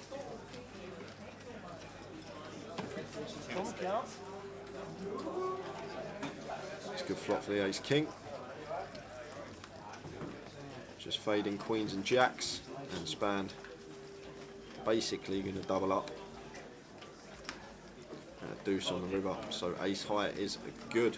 Span up to just shy of 30, and we're going to lose Callum from the tournament. Callum Hamilton will have the option to re-enter. Yeah, you can buy in all the way up until day 2, quarter to 12, when the registration closes around that sort of time. If you want to get in the club early tomorrow, if you are flipping into day 2. We're trying to keep you dead big blind. Do you ever feel like you're missing out when you watch these tournaments? Don't, Jack. Do you want to play? To be honest, yeah, anyone that knows me, like close friends, always. I know I do the commentary in it, but I just can't stand tournament poker. Oh, I've also always- really not yeah, missing like, it at all. but then I see some of the stuff I see, and I'm like, or maybe like it's like, oh, the thing is, I enjoy playing the sides. I like coming down, playing the sides, having a few beers, have a laugh at the table. If I have a deep one, I have a deep one. If I bust, I bust. Like that's it. Like it's just a bit of fun for me, and I know the job is to commentate on tournament poker, even though I don't class myself as a tournament poker player. It's always been a cash game player, but I see the field sometimes. I see some of the stuff I'm seeing, and I'd love to take a shot maybe again. Again, I had a year. That's it. Literally, I had a year off from cash to play the GUKPT. I remember that because Yeah. you played all of those Yeah, tournaments. yeah, I think yeah. that's probably the first time I met Yeah, you, that- and then the commentary gig Yeah, just came that was straight it. That after. was it. 2017. I had a break from cash. Sort of found tournament poker. Thought I'm going to go and play this tour this year. Ended up playing every leg. Had some good results. And next thing I knew, next year I was sat here doing commentary, and it was like I've only been playing tournaments for a year, and it's like, how am I sat here? But it's a lot of it, like you said, I knew when I was playing the tournaments, like who were the good players, who were like recognised as the better players. You see, you must know more people in the field than anyone. At this point, yeah. like. Now I do, but back then when I was playing, I didn't really know many people. I didn't know many faces. But like you said, with your group of friends, when I saw the good players what they were doing, I took it on board and started using it myself. And like, I find with myself at the poker table, I'm very like a sponge. I like to take everything in, like whether it be tournament cash. I really like to take every little detail in, and obviously that's helped and improved my game. But I'm definitely not in the league like of your guys, your little clan, are playing tournaments. It's I'd love to have a shot again. But you'll see me like at other events. Like I played the 3K at WPT a couple of years ago, just before the pandemic. The one when you won the side event, the main event. Right. When Okay. Yeah, I Ryan didn't know was heads that. I up. didn't know that you played that one. Yeah, played a couple of VPTs, stuff like that. Taken a few shots here and there, but always been predominantly cash for me. Yeah. See, I was never really cash. I don't think I ever got a sample in cash at any point. Yeah. So. It's just Tawny donk for life. Really. Yeah, it's cash donk for life. Well, now it's not even hold'em either, it's PLO, so it's like, not only am I commentating on tournaments, I'm commentating on a game I rarely play anymore, so but I enjoy it, I love it. Tower's great crack, great. Two card format with no cash in front of them versus 4 card with stacks of money. Yeah, so it's a weird one, but I love it, and guys that tune in all the time are great, very supportive in the chat boxes, which obviously helps. Call it off blind. There you go, Ewan. That's what happened. There was a hand. When was it? Mini main. Was it Leeds, Ewan, or was it Coventry? No, it was Leeds. It was Leeds. So basically, Ewan's just sat down. I've got a few chunks of chips. He's in the small. I'm in the big. We go, if it's folded round to you in the small, we just go all in blind. So there we are, folds round to you and in the small, he's all in blind. I call, he's got King Jack of Diamonds somehow. I mean, Ewan can rot, honestly. And I just doubled him up first down, went, there you are, mate, I think, have a little gift from me. But I'm just... That was the start of you and Sun Run then? Yeah, it could have Just been. winning it versus you. Can't take the kids involved in this summer, but hey. Yeah, that's right. Don't get me wrong, it's nice when you have a deep run, you have a decent score in tournaments, but I like it. You can go out, you can get out when you want in cash, you can stretch your legs, obviously. Yeah, Like, you have to be a bit wrong in the head for tournaments. Yeah, So it's just such a great. The thing I hate about it, like Jack, I can grind a cash game for 40 hours, like play a game for like 40 hours, and like feel good at the end of it. But a tournament, you grind one day, you grind day 2, and then you just min cash and you double your money. And you play for like 20 hours, and you're like, what's the point in that? That's how I feel a lot of the time. well, we know how good the PLO games you're playing are, mate. I know, You only double your money. yeah. No, but I'm talking like that's when you cash. Like it's very hard to make a deep run in the tournament. You have to run very, very good to make a deep run. And the thing is with me, it's just I'm never ever going to get the sample size to realise that expectation in tournaments. I don't play enough. Hardly play any online anymore, and I just like having the laugh, coming down for the festival, playing a few side events, having a few bevies, and like the table's always good as well. We have a joke, a laugh, and that's what I enjoy. I enjoy the social side of it, and if I have a deep run. I love the side events when I'm able to play them as well. Yeah, the last few ones I've only just played the mains because like it's a trek from home and I don't want to spend too far away. But Luton I might go up for a few of the side events. It's not too far. Mate, it'll be good. It'll be great turnout. Trust me, in Luton. There'll probably be, I reckon, 50k up top in the 30-30, and that's not an exaggeration. I reckon they'll be close to that up top. Whenever I go to Luton, it's just always ran, whatever the event. I'm just going to jump back into the action. Stephen opening ace jack here, and Darryl opting to 3-bet the pocket 4s here in the cut-off. And Stephen, the ace jack's going to call. What's your thought process on free betting these low pocket pairs against EP Opens? I wouldn't. You wouldn't? That's the thought process. Oh my god. Oh my god, that's, what if it comes Jack 4? Yeah. Wow. Right, Daryl's going to be chip leader for day 2. Yeah, Okay. I'll make you right. And Daryl coming in for a continue here. Comes tiny, 2.5 into 14, so opts Oh for my god. Yeah, fifth and ace pot. jack has to check raise as well. It's so good on this board. Like, we've just got the nuts here, Steve. Mate, you're like, oh my god, he's got queens or kings, let's go. Like, yeah. Please raise. Don't tell me you called. Please raise. There is the raise to 7k. And Darren is licking his lips. This is as cold as it gets. And the 4's here. Just going to make the call with position. He's misclicked the chips, he's so happy, he didn't even throw the right amount in. And that's just bricky as it comes. I mean, five well, diamonds. honestly, 2 flush draws. Ace Jack can probably just absolutely bomb it here. And yeah, I mean, I'd be shocked if he doesn't get all in on this board. Especially not having a club or a diamond, like Ace Jack should bomb it.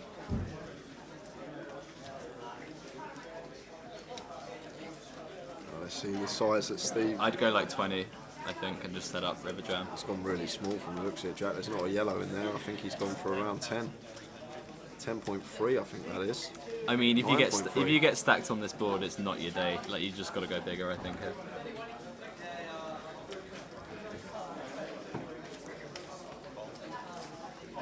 Is it going to go bet jam on river and then, yeah. It's got The issue with this is there's 2 flush draws as well, so you can end up leveling yourself on certain rivers. But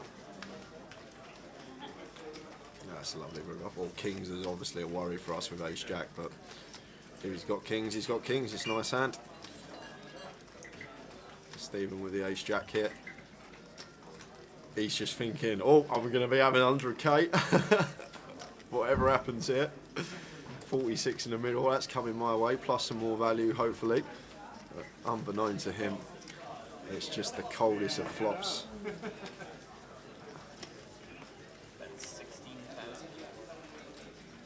And the thing is, we're only worried about one combination here of King Jack suited, King Jack of spades. From the perspective of Daryl, so only one thing we want to be doing here. I mean, yeah, I mean, I'd have played in a way that I'd already be stacked with ace jack, but versus jam, he might actually tank here.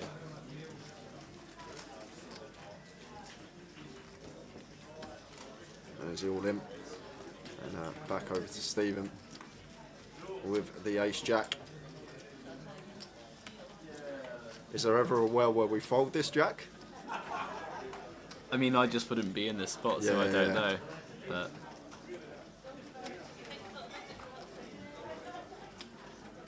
I mean, he's sized so tiny on every street, but then like, I don't know, like maybe he just does think he's got kings or something. Yeah.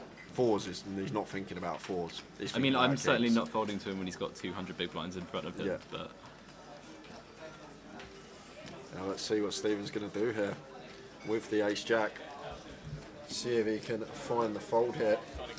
It'll be some fold. yeah, I mean, yeah, you're right. Obviously, I know. Aye.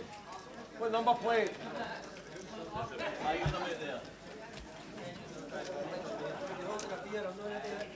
No, it's parked outside. It's parked. F1. No, that's not.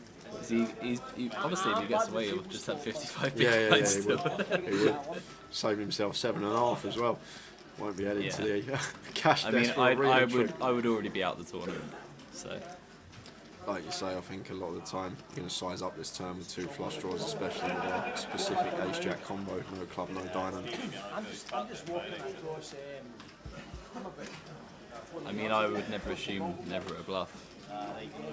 Always got to Yeah, think someone's yeah, capable. that's the thing in live poker. You just never assume this spot's ever a bluff here. So, is he shoving Queen Jack suited? Is he shoving Jack 10 suited? I'd honestly be quite thrilled if I've got Queen Jack suited and I 3-bet, and this is the line I've faced. Yeah. So you could just never fold. Yeah, yeah, true.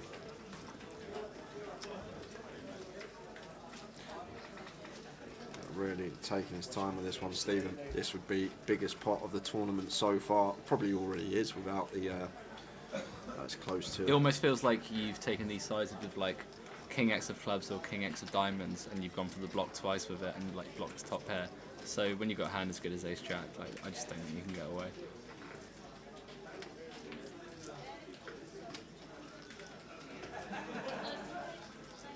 Really thinking about this one. The one hand that's going to be going through his head though is kings. That's the one hand that's going to be running through his head, thinking, has he got kings? Has he just found this king on the river?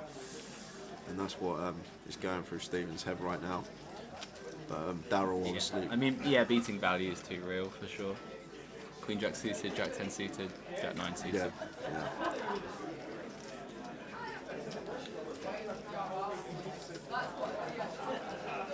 Taking his time, rightly so. And it is for his tournament life. That's the same hand, yep, that too. Just naming the ones we beat rather than chocolates, but yeah. So it's 44k all in, so let's figure this out. 62, he's got 44, so 106, 44 to win 106, 2.5 to 1, just under on our money. Like, if we make this call and we're right as well, like, it's 150k stack for us as Stephen, which is chunks.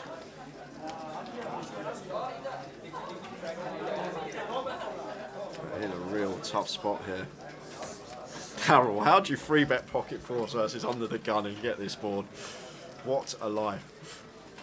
I think that's how you find 200 bigs in the first place. Yeah, maybe.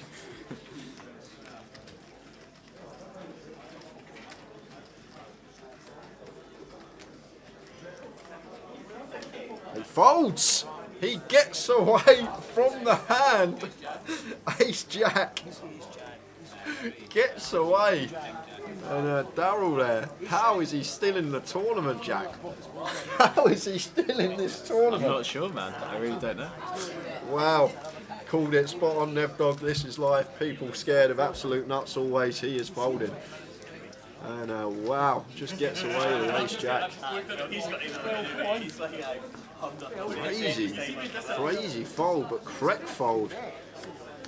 That is some hand. Highlight reel for sure.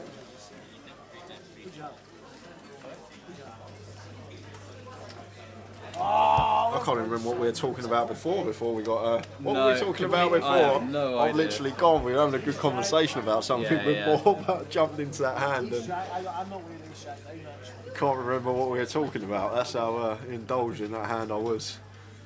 I think Ace Jack wins. Stephen still with his tournament life and just makes a boss fold there. And the big Queen Jack.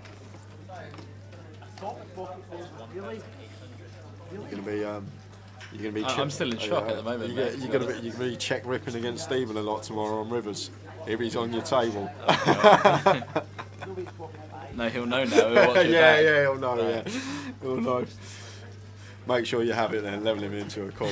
Well, now I've said that, maybe not.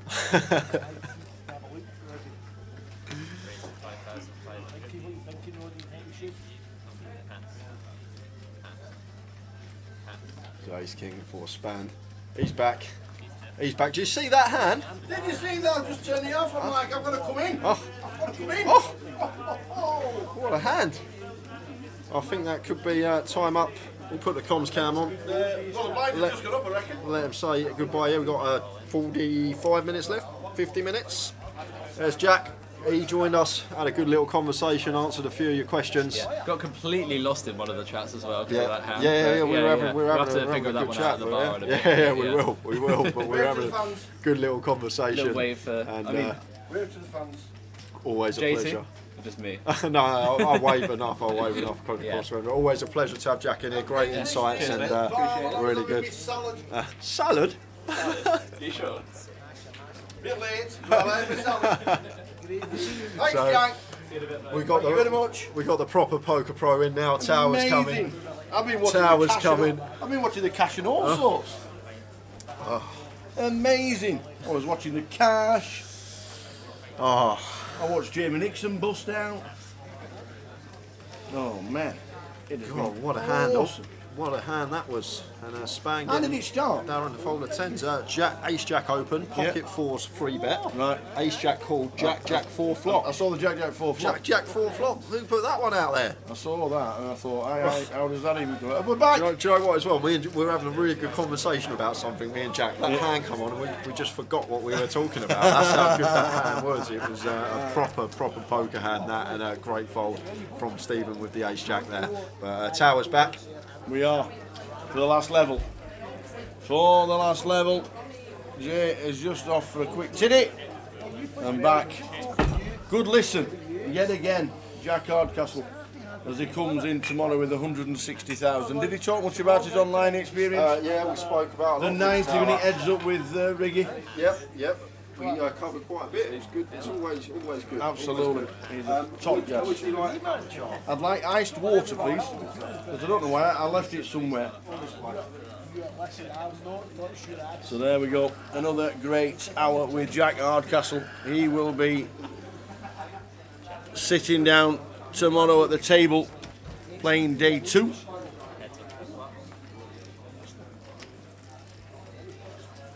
Just superb listening to Jack and Jay. Alan Budge, what's the buying for this? £750, young man. 750. 3 cash tables running at this moment in time. The turbo has got 32 runners. Jamie Nixon being one of them. And the main event again surpasses everything. 191 today. Price pool is over £220,000. Fabulous turnout yet again.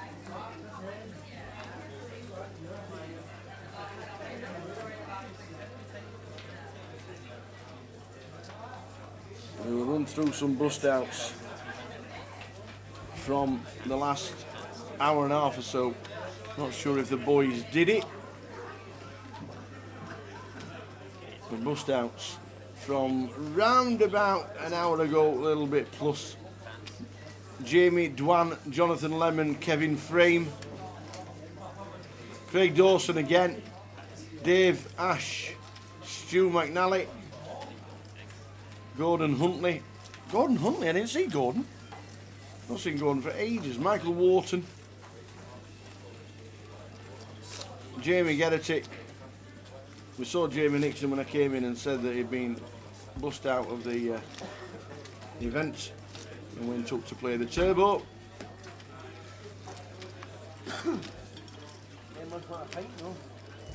I've just seen that, Kaiser. Want to let him know, Jack, get yourself over to Florence when Tower and Jay come. Absolutely. We can have a little 4-man sit and go.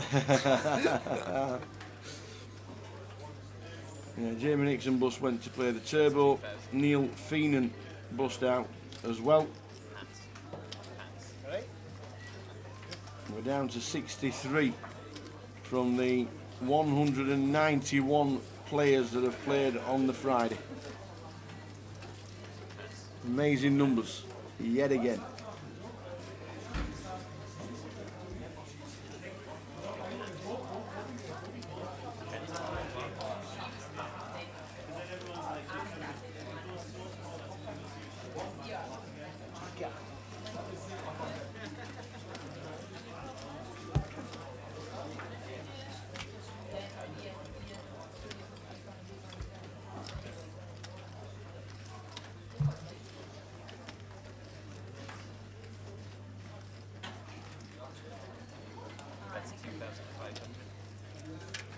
It's always nice for the viewers. I like it when we get someone come in, one of the players. Absolutely. Get some insights. Poker is back with a bang.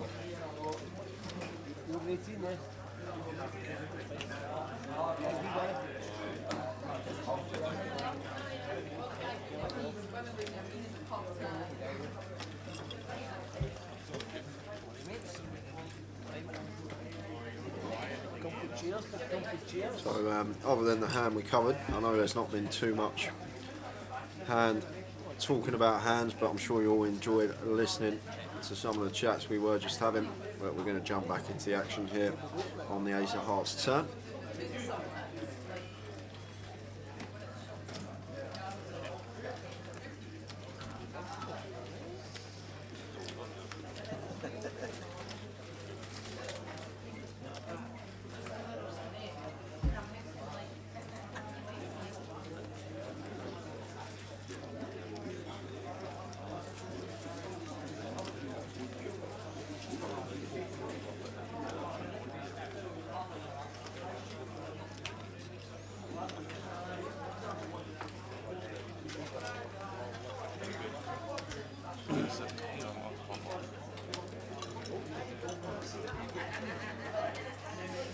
Thanks, Alan. Great to see poker back and you guys make it fun to watch. Glad you're enjoying the coverage, Alan. Absolutely. Thank you for Watching on tuning in. Facebook.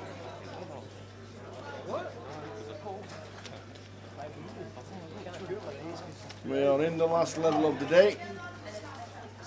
Blinds 500, 1,000 with a 1k big blind.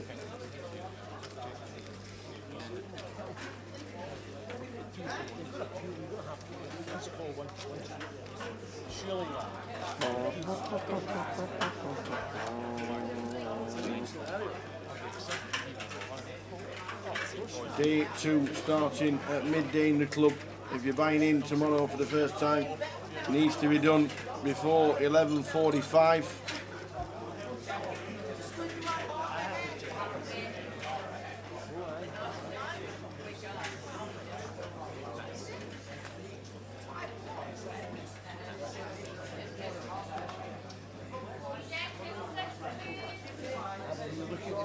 Magic Blair as well.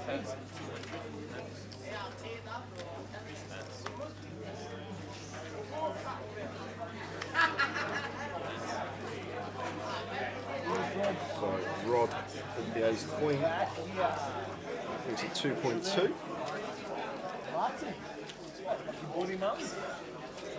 Raise and take, no action for him.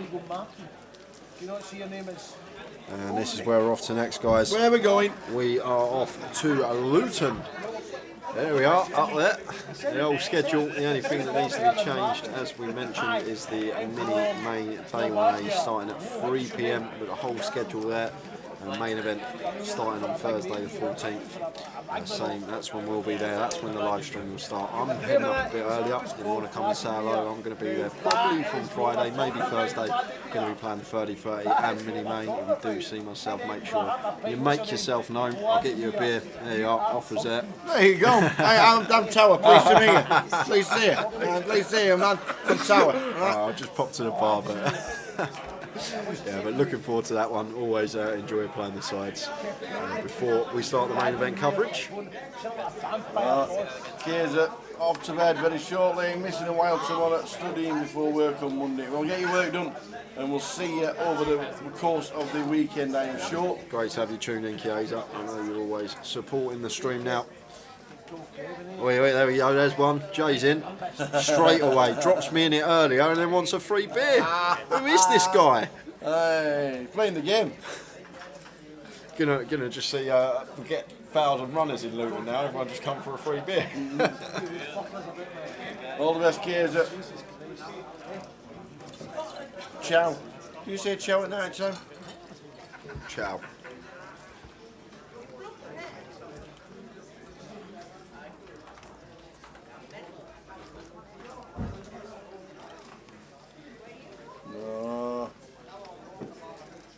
Buonanotte. Boom. Ciao, ciao.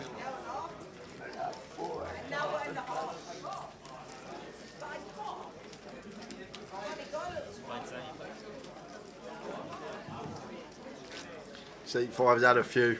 I think that's his third on this, just on this session. He's got them stashed under the table. If he pulls up another full pint.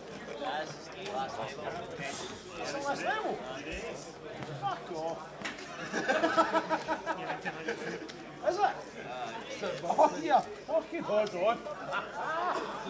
Oh, time to fucking play. 50 minutes. 48 minutes and 50 seconds and counting. That's what it says on the big clock. 48. So in about 38 minutes time, quarter past, we'll be pausing the clock for a certain number of hands.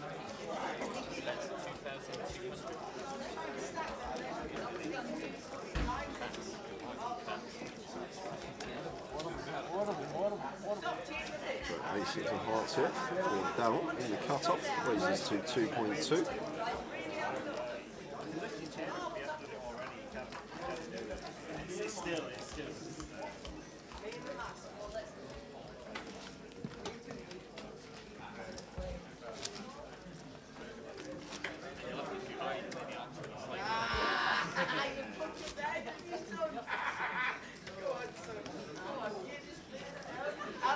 There is a side event tomorrow. The Bounty is on tomorrow.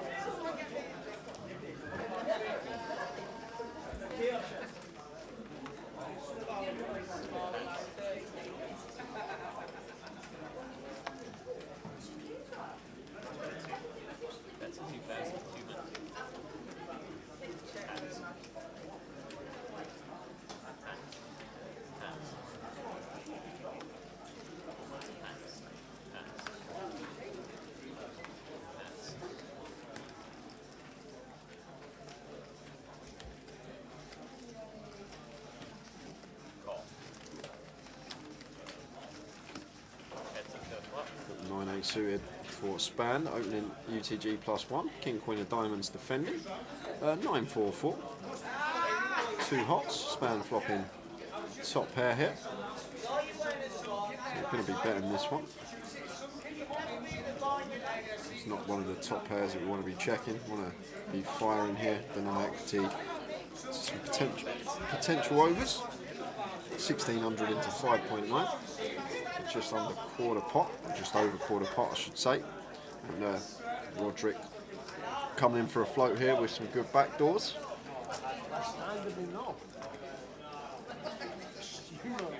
There's the paint that we needed to see, the Queen of Clubs.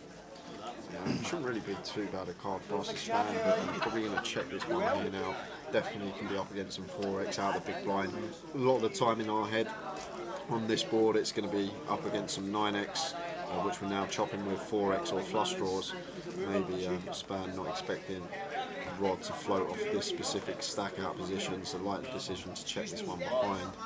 And the river is the Jack of clubs, the King Queen. He's going to take this one, and looks like Rod is going to come in with some value. And it's going to be a difficult spot here for Span. I know it's ran out Queen Jack, but the only Queen or Jack that we expect to be in Rod's range a lot of the time is a hand like Queen Jack, Queen X of Hearts or Jack X of Hearts. They're the only two holdings that we really expect to be there. And other than that, it's going to obviously bet for value of 4 here. He's going to have a lot of 4x out of the big blind. Don't have any hearts in our hand as Span. So this is a tough spot for Span. It's a lot tougher than it looks. People might think, oh, there's a Queen that we're beaten by a Queen, a Jack, a 4, so just fold our 9, but shouldn't really have too much Queen X or Jack X here, Rod, and he's probably not going to bet Jack X for value. That'll probably be a check call, so I reckon a Queen or a 4. And a good fold from Span. Good fold. Evening, Mick the Mod. Constantly making the right decisions on this featured table. How much is the bounty to game tomorrow? £125 in. Every time you knock somebody out, you get £50. Starts at 4 o'clock, 30-minute clock, 15,000 starting stack. You can re-enter.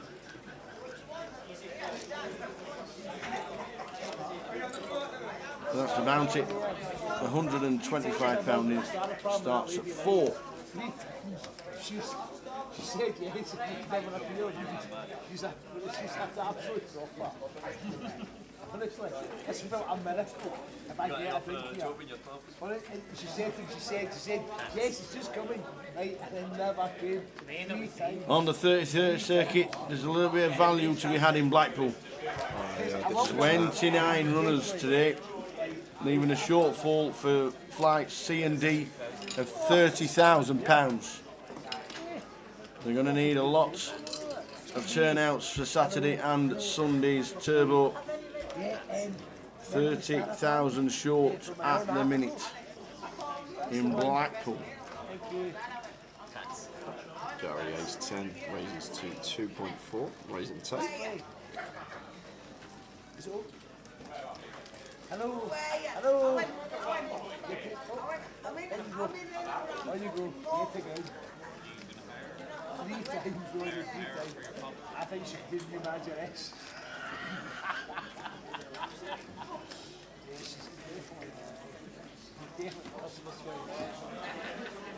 What time do you reckon the bounty will finish? Obviously depending on runners. Say we get 60 runners, I think you're looking at midnight finish, you reckon? I'll probably say later. I'm only going on Leeds. When we finished Leeds, I think there was still 2 tables. I remember walking out Casino. I think it was Paul that was on it I was talking to. Yeah. Yeah, I'll probably say a little bit later, Tower. Did it not start at 6 at Leeds? It could have done. Could have done. If it started at 6, then yeah, could be midnight, could be spot on. The bounty in Leeds on Saturday. Yeah. Is it normally 6? Yeah. Yeah, it could be spot on then, Tower, yeah? Yeah. Midnight could be a good shout. Yeah.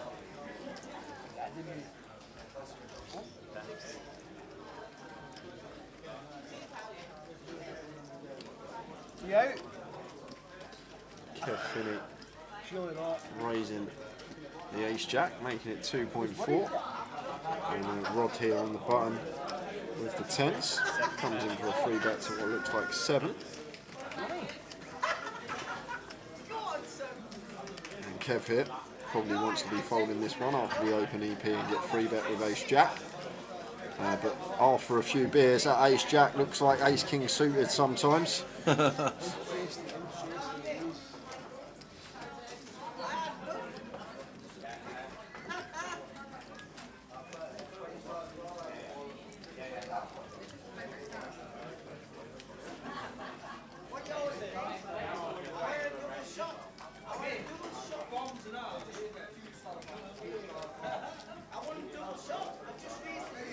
Seat 5 Kev is in the tank.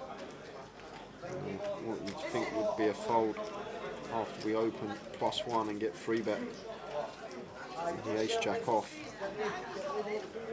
I don't think Kev's going to do that. He's had a little, what's going on over here? His action's on him and he's getting a beer while the action's on him. You've done it 4 times. Look, he's found a scrunched up fiver in his pocket. He's giving it to the waiter or waitress. Can't see who it is. Go get me another one. His action's on him. He's just ordered a beer mid-hand. We're waiting for you. Get your beer on somewhere. The most important thing: order the beer, then look at the cards. Don't worry about that. Go on, Kev. Oh God, I've never seen someone take this long for a decision with there we go, he folds it. Folded Ace Jack open. He goes, I'm not that drunk yet. Yeah. Points at him. I know it's 10. Maybe have to check the table. Maybe have to check the table underneath the table for the empty pints to start a problem when he's done.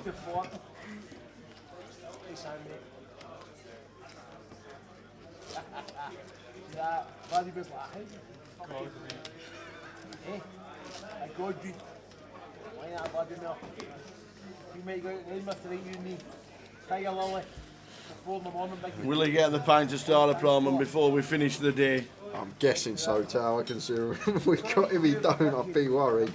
We got about 45 minutes left of the day. You see at the top left there, it says 40 minutes on the clock, but usually add a little extra 5-10 minutes on because we pause on a number of hands.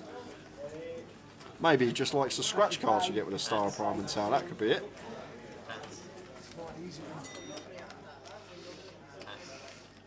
I love that. Come here, pretty best, we still call it.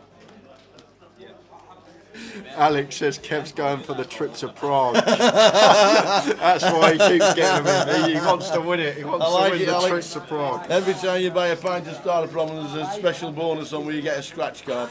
And there is one ticket with a trip to Prague on it. And Kev's just become 5-4 favourite. As you well know. No matter how many pints of Star he's had, he said that C1 had got pocket tens. Is that what he said? He put them on? He did indeed. Then I'm starting to think, dodgy. Is that why he was having a little cheer? It's not good, it's not good. But if you are heading to bed soon, it is nearly midnight. I might just advise you stay up for a little extra 45 minutes maybe. It could be a little fun one, a little entertaining last 45. Oh, yes. Kev, been necking back the beers. Not just this session, I'm guessing all day. But I know they can drink up here in Edinburgh. But how much is the question? Hey, big chappy. He's putting his opponent's cards in his box for him. Grab Daryl's card right there. Oh, that starter problem came pretty sharpish, didn't It it? is. He must tip well. And Kev, if I saw correctly, I think he's got 6 boots here, Tower. Oh no, it's the other Kev. Here it is. Here comes the starter problem. Careful with that drink. Oh my days, careful. There we are. Where's he going to put it now? He's been putting them in between his legs, Put Tower. the empty glasses on the tray. All right, don't bother. Oh, I hope Boovy's not watching. Oh my days. I hope Boovy's not watching. He's tipped the Oasis. No, oi, oi. Oh! Get it out the table. Oh my days. Have we had a star per almond smelling table before? Oh.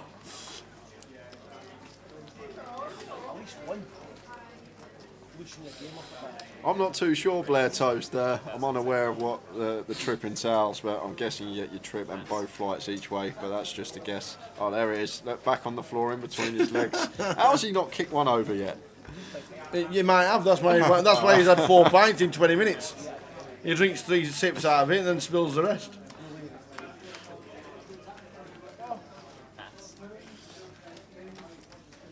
So back to the action. Martin opening ace king, and Rod coming in for the free bet with the king jack off on his direct left, and Martin with his stack playing what is 30 bigs. Going to be coming in for a 4 bet here. May just choose to rip it in for 30 big blinds effective. Not going to be folding. That's out of the realms of possibility. Don't think he's ever going to be flat in here as well off these stack sizes. It's going to be all in or just 4 bet. I think we're probably just going to see the all in from Martin here, and there it is. There's the all in. I'm just going to see a quick fold from Rod.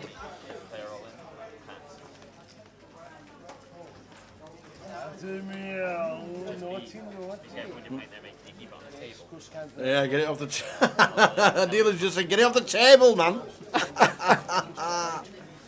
Oh, dear. Oh, God.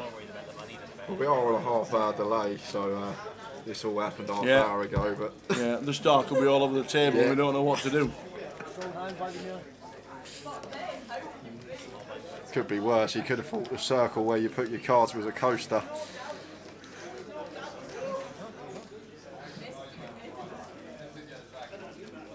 You get a message in your earpiece from my thing, wow. That's the power. Alex says, why wouldn't Martin 4-bet there?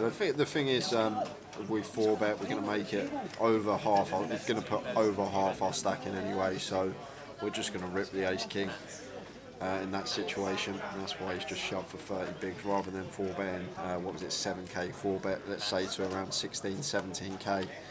Our opponent, let's say our opponent calls, SPR is going to be less. We're going to have like 0.4. like 40% back, so just puts it in there with the ace-king. And Kev in the small, he's got the jacks. And looks like he's coming in for a free bet, makes it 6.5. And Daryl here with 10s, and the man with the beer could be on his way to a double up. The man with the beer. Daryl plays this one. I'm sorry, but if there's a guy that's that many drinks deep on my left and comes in for a free bet, I'm not too worried. As Daryl, Gary's got an easy fold here now with the King 8 suited. Yes, we are getting just under 4-1 more money, but Chuck them in the muck, Gary. After Wait for the next. Yeah, but if it comes like I said, Kev could be getting a double up potentially with these two holdings. I'm not sure what Gary's thinking about. There's the fold. Heads up, Kev Finney's got the hooks.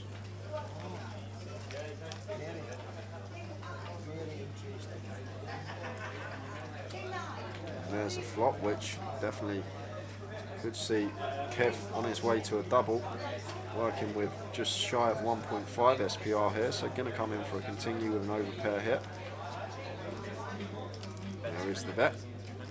Throws it out in front of Darryl as well, just in case he can't see. 3,200. Darryl just going to make the call, aware that Queens, Kings and Aces still a part of Kev's range, and Jack's as well, as we can see in this particular scenario. 6 of clubs on the turn, shouldn't really change much. Not going to have any free X at all. Darryl here in the big blind, after he cold calls a free bet, he's just not going to have a free in there. It's just not going to happen. So if Kev's aware of this, might choose to come in for another barrel potentially. Obviously deuces, 4s, 5s shouldn't be in there as well. They're not going to cold call the free bet with a player behind them, the original opener. So interested to see how Kev proceeds here, if he thinks about it on that route. He's going to have a couple more sips of his beer before he makes his decision. Action still on Kev here.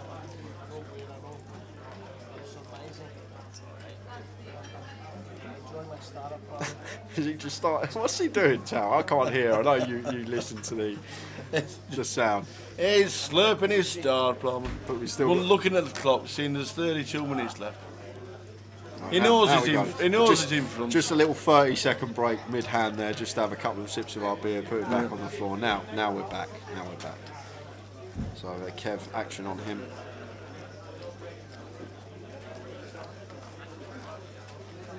Now this bit I would be calling the clock on. Taking a drink, looking at the time, not even he's going to check in a minute. Oh, the lot's in. Oh, it's not Insta. That's good news. It's actually a really good shot from him, Tower. Happy we're not winning Insta call. Giant killer. He's going to Insta me. Yeah, it's a really, really good shove. Expect Queens, Kings and Aces to come in for the cold 4 versus our stack size. Obviously targeting 7s, 8s and 9s, and gets the 10s. Darryl's fold, good fold there from Darryl. Thanks, a good laydown. Shows him the jacks, and Darryl Jacks with the jack of clubs is what he shows. Now, we don't have a jack of clubs. Kev for the win, says Alex. I feel that we call in here. I'm happy with that. Is there any satellites we can dinga-donga tune into? Dinga-donga? Hey? Anybody playing any satellites that we can jump into for the last 30 minutes? We can rail?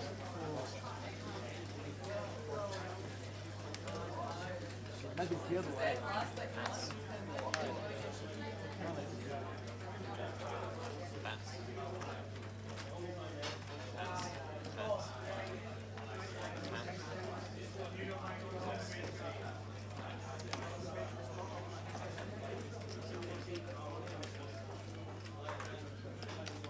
That's 2,500.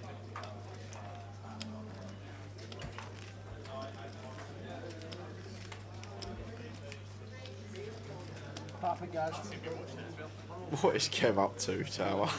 What was that? He's just looking. Every time he looks down, he's got a hand. 2.5 called.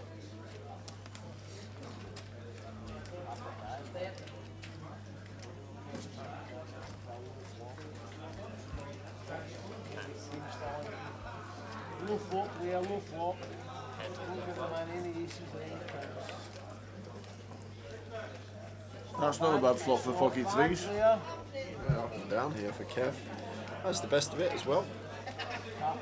Going to the original opener, counting out continue chips. That's pretty bad.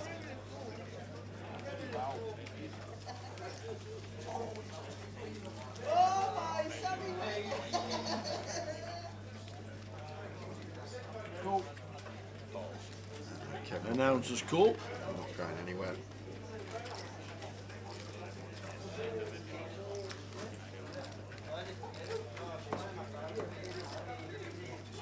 King of clubs on the turn. A potential double barrel candidate for us here as Gary. I don't expect Kev to have many King X here, so potentially can target some 6s, 7s, 8s. That's 5.1. Maybe if Kev's peeling some random holdings, some 5x and 4x on the button, there shouldn't really be too many of them in there. Gary hasn't checked, he's bet 5.1. Maybe some ace highs as well, although we're going to be ahead of all of them except ace queen likely to free bet as well. Probably that has to be taken into account. But with the freeze hit, Kev up and down. Interesting to see what he's going to do.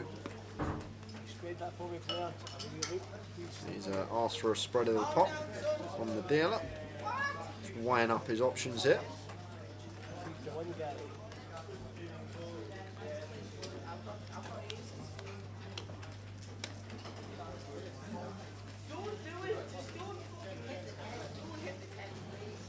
And after weighing up his options, he's come to the decision that he'd like to call. Makes the call. Ace on the river would be interesting. It's not, it's a 10. Well, has he got it in him? Has he got it in the locker, Gary? He has. He has got it in the locker. Here he comes. 3-barrel bluff from Gary in seat 4 with the ace jack. On this particular run out, I'm a big fan. Really going to target some 1-pair holdings that it looks like Kev's going to have here. If Kev's got 2-pair plus, especially after he's had a few beers, I think he's just going to raise turn. So Gary's pretty much said to himself, the best hand Kev's going to have here is 1-pair a lot of the time, unless he's somehow rivered 2-pair with a 10, but shouldn't have happened. Like King 10 isn't going to float flop, and 5 10, 4 10, 10 deuce never going to be in there. So good reading situation here from Gary, and it comes in for the 8.2 bet on the river. And Kev will just pocket freeze here. If he heroes this one off, it'll be some call. But Gary, what's he got for value? Ace King, King Queen, King Jack, King 10, all going to play this way. Continue flop, catch the king, and go bet, trying to get some value. What's his bluffs here? Ace Queen, Ace Jack, some Queen Jack in there, some random airball, perhaps just repping range. Is it not a bit small, only win 3rd pot? Or is it perfect sizing? I think it's perfect. I think it looks value tower. I think it looks like we want to call. Obviously, can size up if we do think we're just always going to be up against 1-pair at best. If Gary's not the type of player that's going to think like we're going large here, so why are we going so large if you want to get called by a 1-pair hand? I don't think that's going to be going through Kev's head. So that might be why Gary's opted for this size. He might think if he's going to call 8k, he's going to call 15k. Whether he's got it or not, the way he's been playing. Yeah, I'd love to see it. Whoever just put that in the chat, Jam with a 3-3, Blair Toe says. But I think we can all agree don't think Kev's going to have that in the locker. His announced fold. And the ace jack gets it through. But obviously could be a very good hand to potentially rip with. We got the sets. I've got a feeling when they draw the last certain number of hands, the feature table will be the last table to finish. Ace jack as well. Really cool. My. I'm just surmising. I nearly said, I swear to God, I really said the ace jack. I was a bit of shove on you. So around about half an hour to go till the end of the day. Fucking, hey, I had him with ace jack. I got that shove here. I had a pocket pair. Hey, get out of here, fucker. Honestly, the pocket pair. I tell you what I had, the pocket 3s. And I thought I was ahead. Fucking nearly shot there. That's 2,300 hands. Imagine fucking ace. So around about half an hour to go till the end of the day. Quick roundup at the end of the day with the chip counts. Bounty chip counts will be in overnight. You can either have it or you don't have it. That's the good thing about you. Oh, I like hero call alive, wouldn't that? A hero shove. I've got a call. If you shove I swear I was that off it. We all need a seat 5 on every table. I'm praying that you're exactly what you see. see the shop. I know. Well, the thing is, I'm open-ended in the flop. 2, 4, 5. I get 2 threes. 2, 3, 4, 5. Of course, but I hit the 6. Or I hit the 3. I know I'm fucking kicking ass. And then I've got you and an ace. I'm thinking, what ace has he got though? Ace king. Nah. Team Never Kev. beaten 6 queen, ace king. Kev Finney having a blast. And what you've trapped me. So I'm like, ace jack, ace 2. These shoes, you done it. Even you have got, you can still walk out, eh? Ace 8 suited. Oh, I tell you, mate. Ace 8 off. Should say. Picks up a gut shot. Hey, I don't mind losing chip for you. After continuing the flop. Opted to fire again with this one. Checks behind. Takes a free one. 6-4 winning at the check mark. Do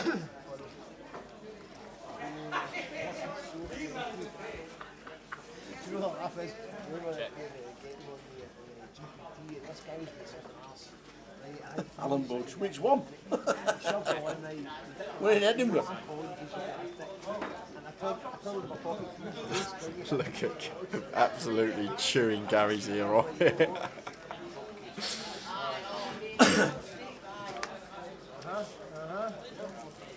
What they watching? We are approaching the end of the day, everybody. Thanks to everyone that has tuned in. We've got about half hour left, as Tara mentioned.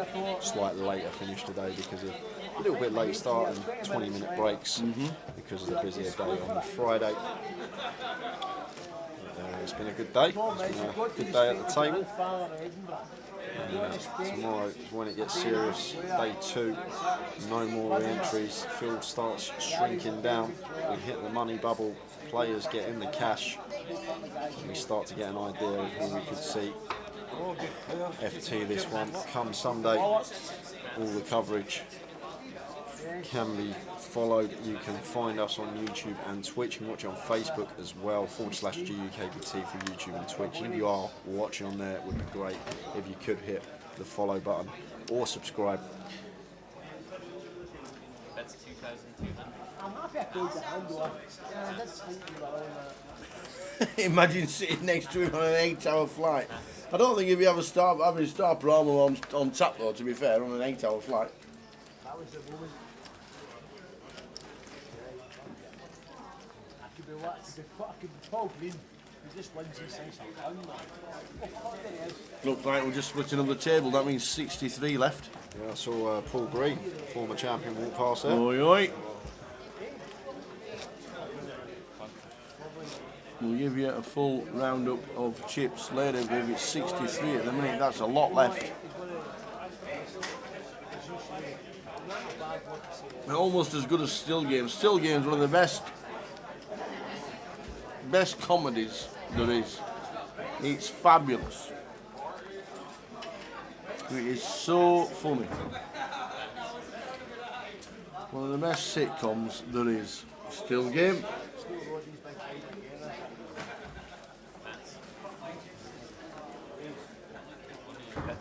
Weren't too sure about the comeback season after about 10 years out, but it is funny.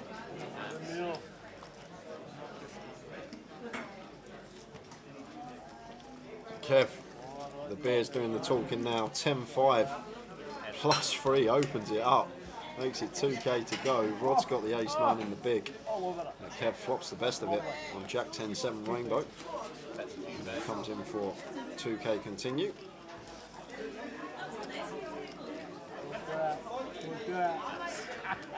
Gonna get it done. And look, he's laughing. He's going to show him the 5. He's going to show him the 5. Oh, he showed him the 10. Oh, wrong one. Showing the 5.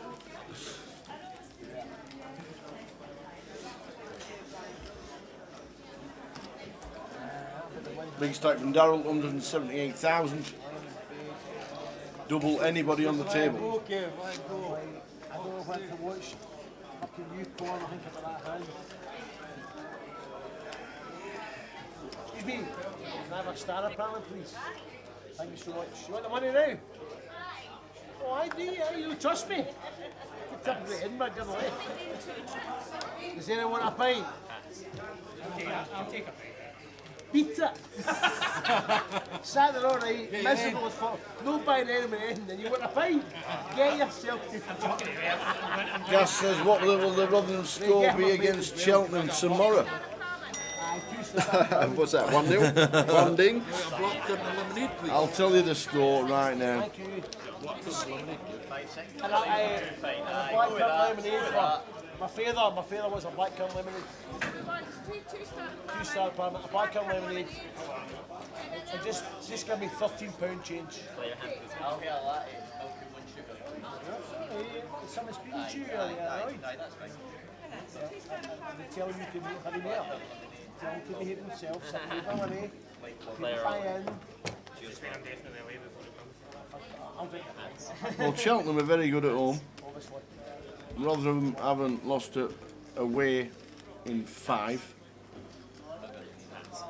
Cheltenham only ever get points at home. They've not even got a point away from home yet. I would say tomorrow might be a 1-1 draw. Honest football score. 1-1 draw.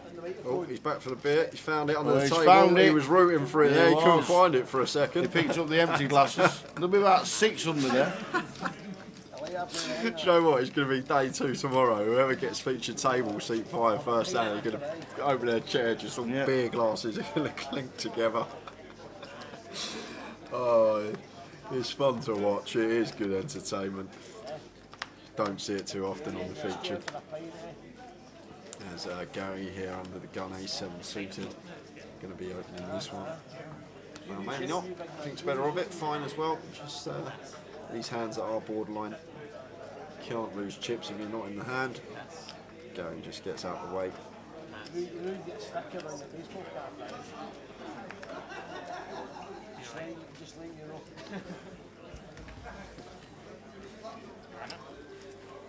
All the fake ones have a sticker.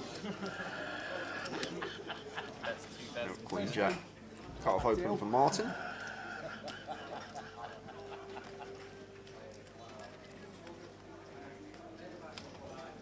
I'm gonna let the things go. Oh yeah, I remember Sarah Allen at the Goliath in the ladies. Oh yeah, she, Yeah, she was the same, wasn't she? by heck. She did like a drink. So free bet from Rod and just snap off from Martin with a Queen Jack. Keep dealing with it. Exactly.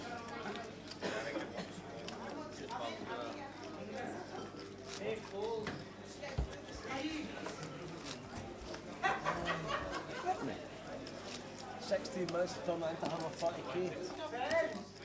That's possible. Very possible. Well, just it's my average stack into P2 on my stats. But thanks for asking.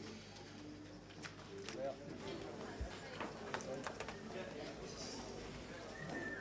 Oh. Please. That's 2001.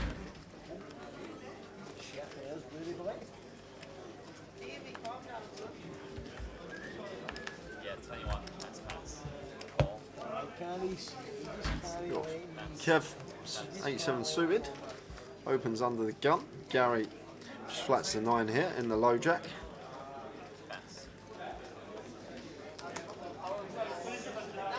Action on other Gary.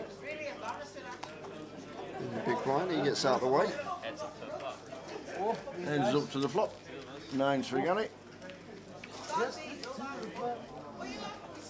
Jack 5, Jack picks up a flush draw. Yeah, going to be some chips going in this pot tower. Opening under the gun. Expect Kev to be continuing this hand. On the Jack, Jack 5.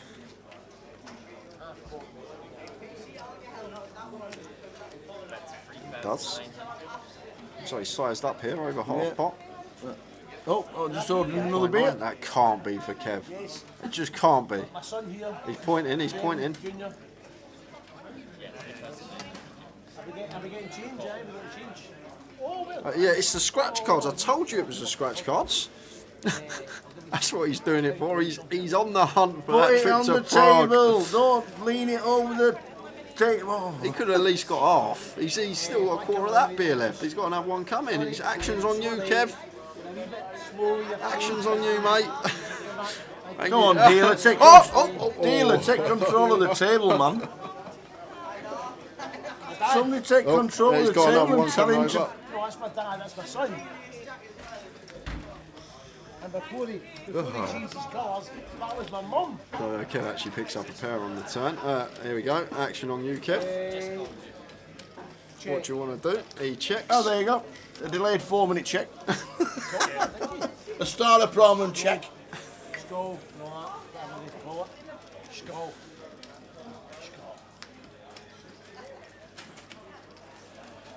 This is the point where I think He is necking them back. Fair play to the man. And if anybody's going to clean under the table later. That's the thing. I've not seen any empty glasses come up, Tower. Not yet. Yeah. So it's like he's stashing them under there.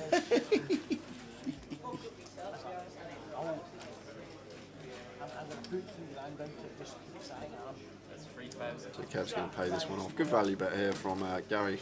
Oh, I thought Gary value bet. Action on Kev. Looked like Kev would check. Bet of 3k from Kev, and we got an easy call here as Gary. Yeah, it's like easy call. Nearly 6-1 our money here with 9s on this particular board. Like Kev checked the turn as well, and I don't think he's going to get trappy with a jack. So if he's played 10s, queens, kings, or aces like this, just pay the man. You deserve your money if you play aces, kings, queens, or 10s like this. Just make the call, make the call, get it. Getting 6-1. 6-1. He's going to talk him out of it. You do realise that, don't you? He's not folding here. I'll tell you what, he's just not folding here. He's folding. I'm 100% sure he's not folding today. 100%. He's definitely folding. He's not folding. He's definitely not folding. Getting this price. Never. Okay. There Yes, well done. Oh, he's throwing it to Kev. Oh, fuck off. Tell me what they say. Showdown, boys. Come on. There we are. It was Kev to show first, to be fair. Nice, son, he says. I had a few other things, but not mine. Eh? Good call in the end. Thought about it. Got talked into calling. Jack 5, Jack, flop. Don't know what you're calling there. Eh? Yeah, you're always calling on a pair of 9s there. Second pair, you got to call.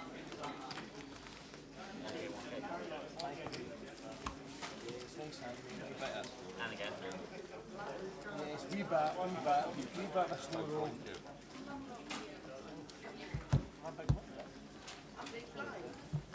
Bit of a slow roll, yes, a wee bit. A wee bit naughty. A wee bit naughty there, guys. Talk me all the chat and then he fucking does me. So Gary with the ladies raises to 2.2. I know, I think you've got 8. Jesus Christ. It's just the way he says, I think I had an 8 in my hand. I wouldn't actually. You were I like, wouldn't be that bang on evil. what you said. I wouldn't be that And nasty. Gary v Gary. Jacks and queens. Gary Bertram in 8. My dad was raising worries me.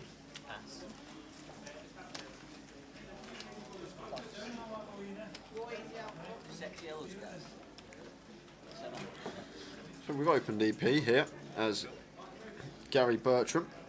And we've been 3-bet out the small blind. So obviously are wary, but queens definitely never going to be folding here. We got 2 options, flat or 4-bet. And it looks like he's opted for flat Guys, give me a 2-minute. with the ladies, and it's heads up to the flop. Gary, 2 minutes. I'll do a quick pee, right, Gary? He agrees. King 9, 7, 2 clubs. Hey guys, this time. There's one over the card. To the board there. You see 10 minutes left on the clock, guys. That's been paused in the background. 6 more hands have just been announced. 6. 6 more hands, so that's another half an hour. So Gary opted into donk here on the king high board after seeing so much of this today, Tower. Players donking in 3-bet pots into the Aggressor, sorry. I'm Bernie, getting mixed Bernie, up. Bernie. They're both called Gary. Yeah, It's confusing I know, me. It's it's not a a donk. bit- I know, My we- apologies, Gary in Fort. Yeah. It's a continue from him. He's betting 6k Yeah, into we 13. do need to check that when it comes up with the same name on the action tracker. We should have noticed before. Got to call once here as Gary Bertram in 8. As I always say, one overcard here. Can't just instantly give our opponent credit for a king. Did Amir Newhouse make it through? He folds. He folds. 6 to go. Amir Newhouse has 31,000. Okay, last 6 hands of the day, guys. This is the first of your last 6 hands. Only hand you can do that without beating Jack.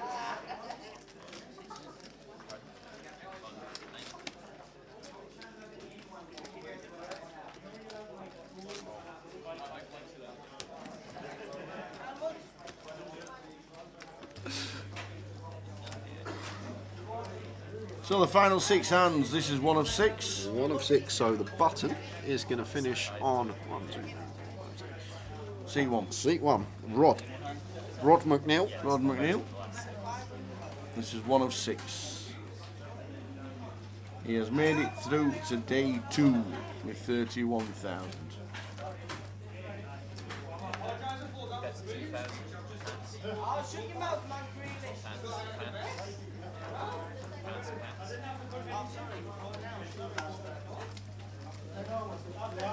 Well, if he makes day 3, you can have a little bet on him.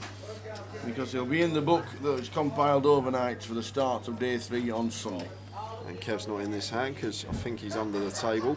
Well, there's 8 empty glasses under the table. I don't think Kev can fit. Here he comes, here he comes. Bernie's in town. Where are you drinking, Bernie? Whereabouts are you drinking? If you can hear us, he's wrecked and he's in town. What's classed as town? If you're in Edinburgh. In town watching a live stream, that is commitment. That's not bad, is it? Can't be the best pub. Can't be any live music if you're listening to the live stream. He's in Tiger Lily, wherever that is. Is that the Haymarket, the Grass Market? Is it on O'Donnell Street or no? O'Donnell Street's Dublin.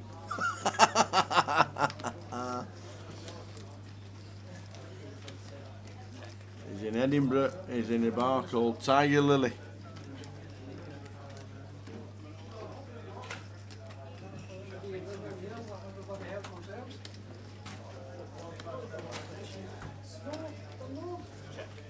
They like the delayed checks, don't they? Checking a check. The ace takes it from Gary. So we're on 2 of 6. 5 to go. Stay around as well, everyone. If you want to see the chip counts, we'll have a roundup at the end of the day. If you've got someone you're rooting for, see if they made it through to day 2. 5 hands left to go here, though. Yeah, on 2 of 6. O'Donnell Street's not in Dublin, says Votto. Is it not? I've lost my touch.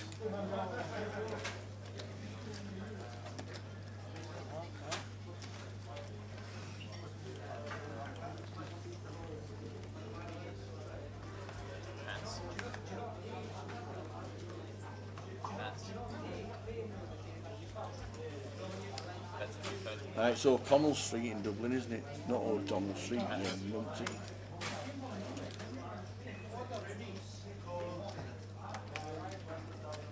O'Connell Street's bang in the centre of Dublin. What are you doing there, Hawk? A vulture there, isn't he? He's moving over me. Eh? Shocker, isn't he? Shocking, Jack. We'll open the King 10 suited.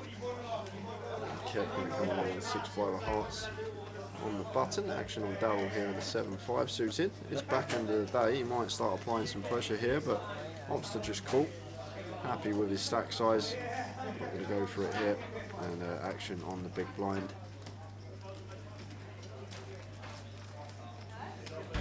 Who's going to make a call as well. So it's 4-way to the flop. Four-handed, quite nice with the win, actually. That'll help me greatly for tomorrow. You still buy into this couple here? Buy any day 2. Yeah, 6 on the 12, isn't it? That's never worth that. Never worth that. Never worth that. Queen, queen, deuce. Check. Everybody whiffs that flop. Check.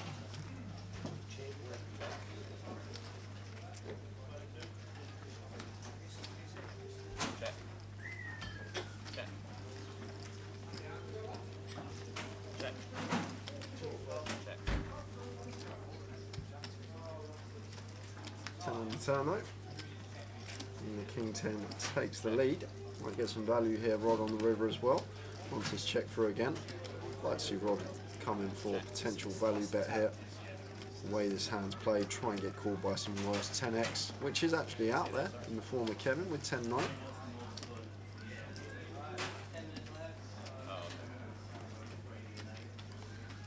Yes. That's 3,500. C1. Call. Nice little fin value there from Rod. As expected, did go for the fin val and got called by a worse 10. 4 to go. Third of your last 6 hands.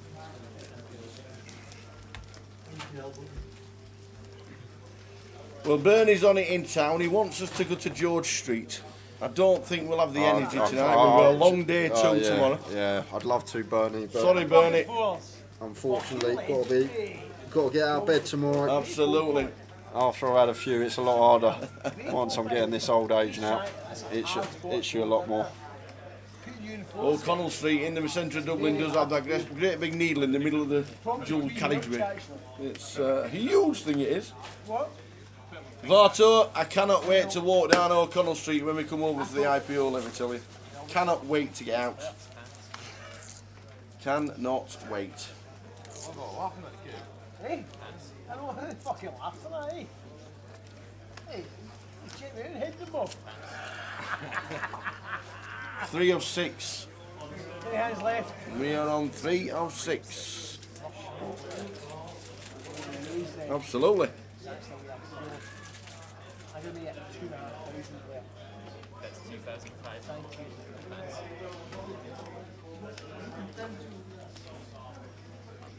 So Kevin involved again. It's time with the pocket freeze, and we got an all-in Just bought your fucking brain. from Kevin with the 10-5 in the small.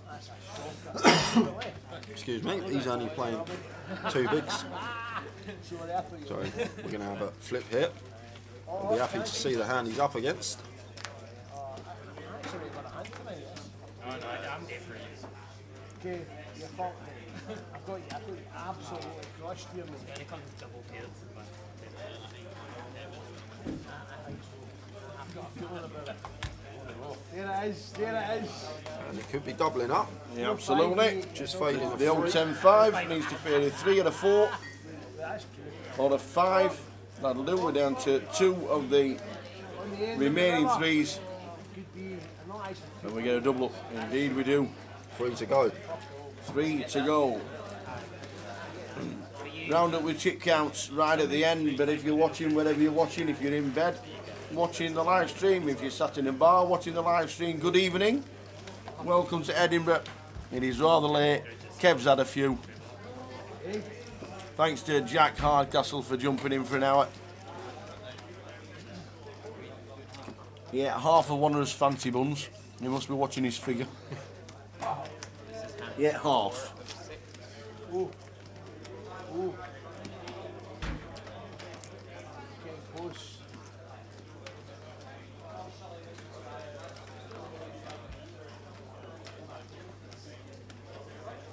And 4 of 6. And then we bag and tag. I'm thinking Kev will be involved in all 3 hands. He has been in the first 3. Let's see if he's involved in the next 3. Andy's got out of the way, Andy back. He's not in the hand. That's 2,200. That's pass. Clear all. Gary. Ooh, Kev's folded. As Gary raised 2.2. Our short stack for 6,000 is all in. Gets a call.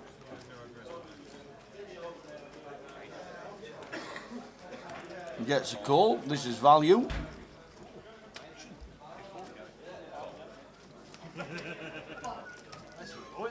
He's drawing thin, is Kevin. That's your queen for.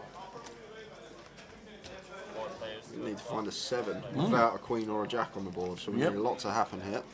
Queen 3-5. Can't He's not fi- looking good for 7-4. Can't find a 6. Until we hit the 6 of diamonds on the turn.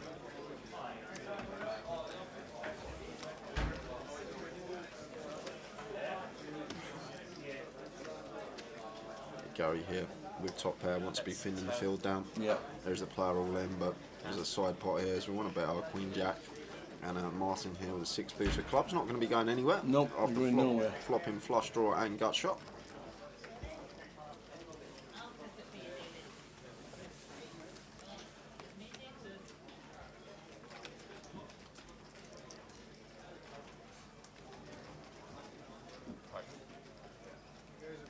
No, there's 2 more.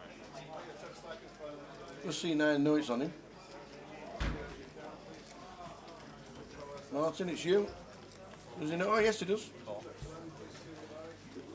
Says call. Side pot gets a bigger. 7 of hearts.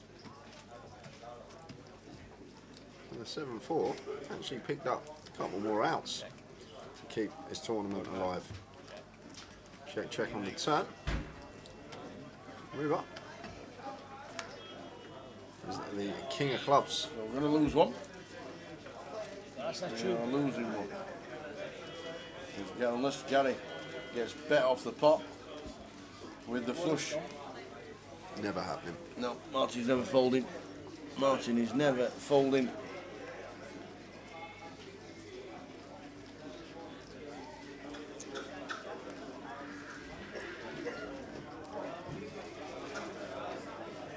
Comes in for a nice size bet. What's he going to make it? About 11.5? Yeah, we're just going to have to fold the queen jack here. Yeah, that's 9,000. It's hard for Martin to ever have a bluff in this spot. Very hard. 6-4 gets there. Clubs get there. And then Any king gets a king, queen, jack, king, 10.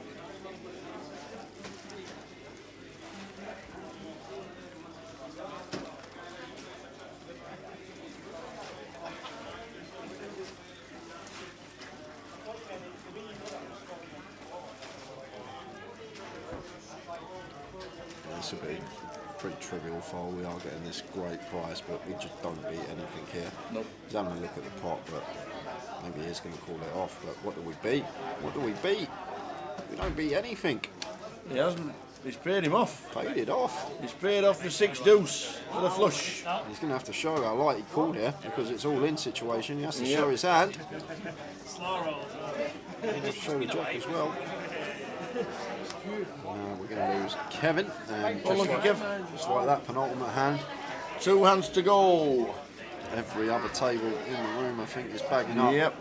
Indeed, indeed. This is the last table running. 2 hands to go.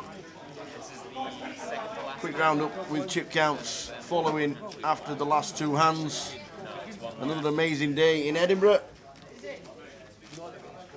Prize pool is a whopper. Is it? There's no way. I never thought we'd even get close to this tower. It's just great. Where all these players have turned out from, I have no idea. But in the prize pool now, we're working with £228,000. 341 entries as we speak, and we still got day 2 buy-ins tomorrow. So could potentially get to 350, which would just be incredible here for Edinburgh. Turnout's been amazing from all the players. Sure has. And last hand.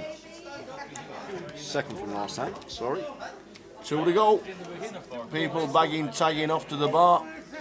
People playing and being at the bar at the table in C5. There's at least 6 empty glasses under that table.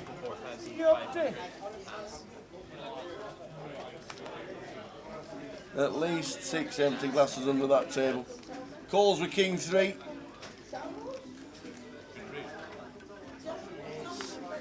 I'm surprised to see Gary limp this one. Only position, would have much preferred an open with the Queen 10 suited. Chip leader on the table makes it 4.5. This should be an easy fold and move on to the last hand.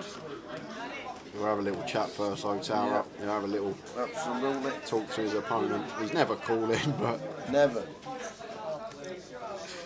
Come on, Kev. What are we doing? He's going to... Aye. Can't be wasting chips for King 3. Oh, yes, we can. Can't be wasting chips for King 3 He's in. unless you're He's Kevin in. Finney. Limp the old King 3, limp cool.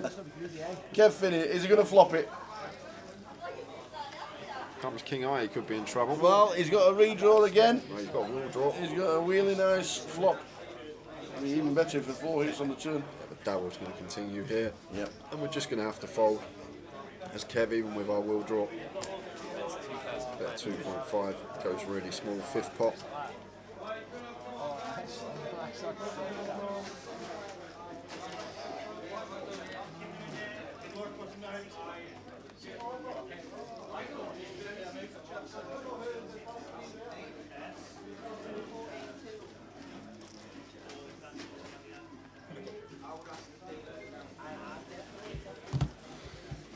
So it's 2.5 to call, and he's going to make the call to hit the miracle 4. Is it coming? Is it?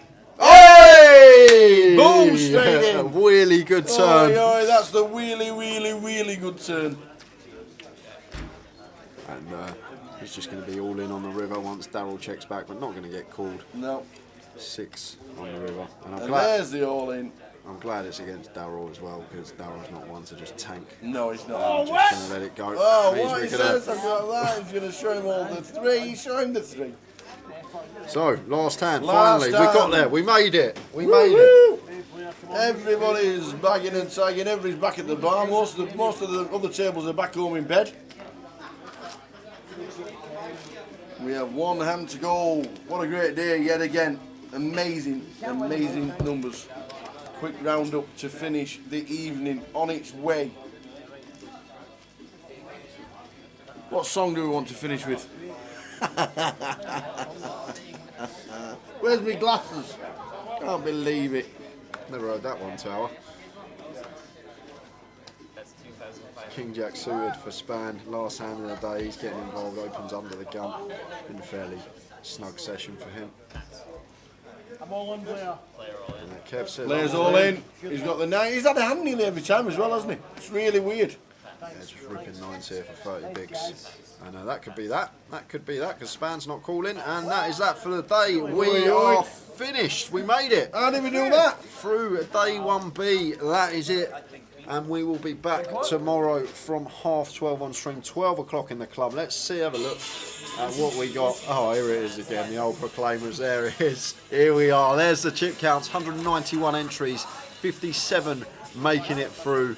And the chip leader up there, Darrell Benton. We saw him on our featured table. Ludo. Oi, Ludo, 145,000. Got some. Chunks. Mel Simpson, 108k. Amanda's in the mix as well, 103k. Mel Simpson has made it through today too. Does that mean a new lot of goodies are coming for day it could two? be. It could be. Does that mean I another wouldn't bag? mind. I wouldn't mind. Another I wouldn't bag of say goodies no. is on I the way. wouldn't say no. Katie Swift, our sponsored pro, she's made it through with 83k. Pix is in the mix as well. Former champion Paul Green, I see. McTaggart's made it through. Dave Doherty wants to do an hour in the comms. He gets through. Yeah. What's he doing? I didn't even know he was here, Tower. I didn't even know he was here. Dave Doherty getting through as well. Stu Rutter, 41k. Macapat, Chris Johnson in the mix. Plenty of names in there. But what a day it's been. And we're back tomorrow after the Proclaimers finish. But in Edinburgh! Ladies and gentlemen, thank you very much for tuning in. You've been amazing as always. We've had a fantastic day. We get serious tomorrow. Yeah, we they do. are 57 through from 191. He's been amazing yet again. We're having a good time and we're off to the bar. Ladies and gentlemen, I'm we'll off see to you tomorrow bed. for day 2. Good night, everyone. See you tomorrow at 12:30. See you then.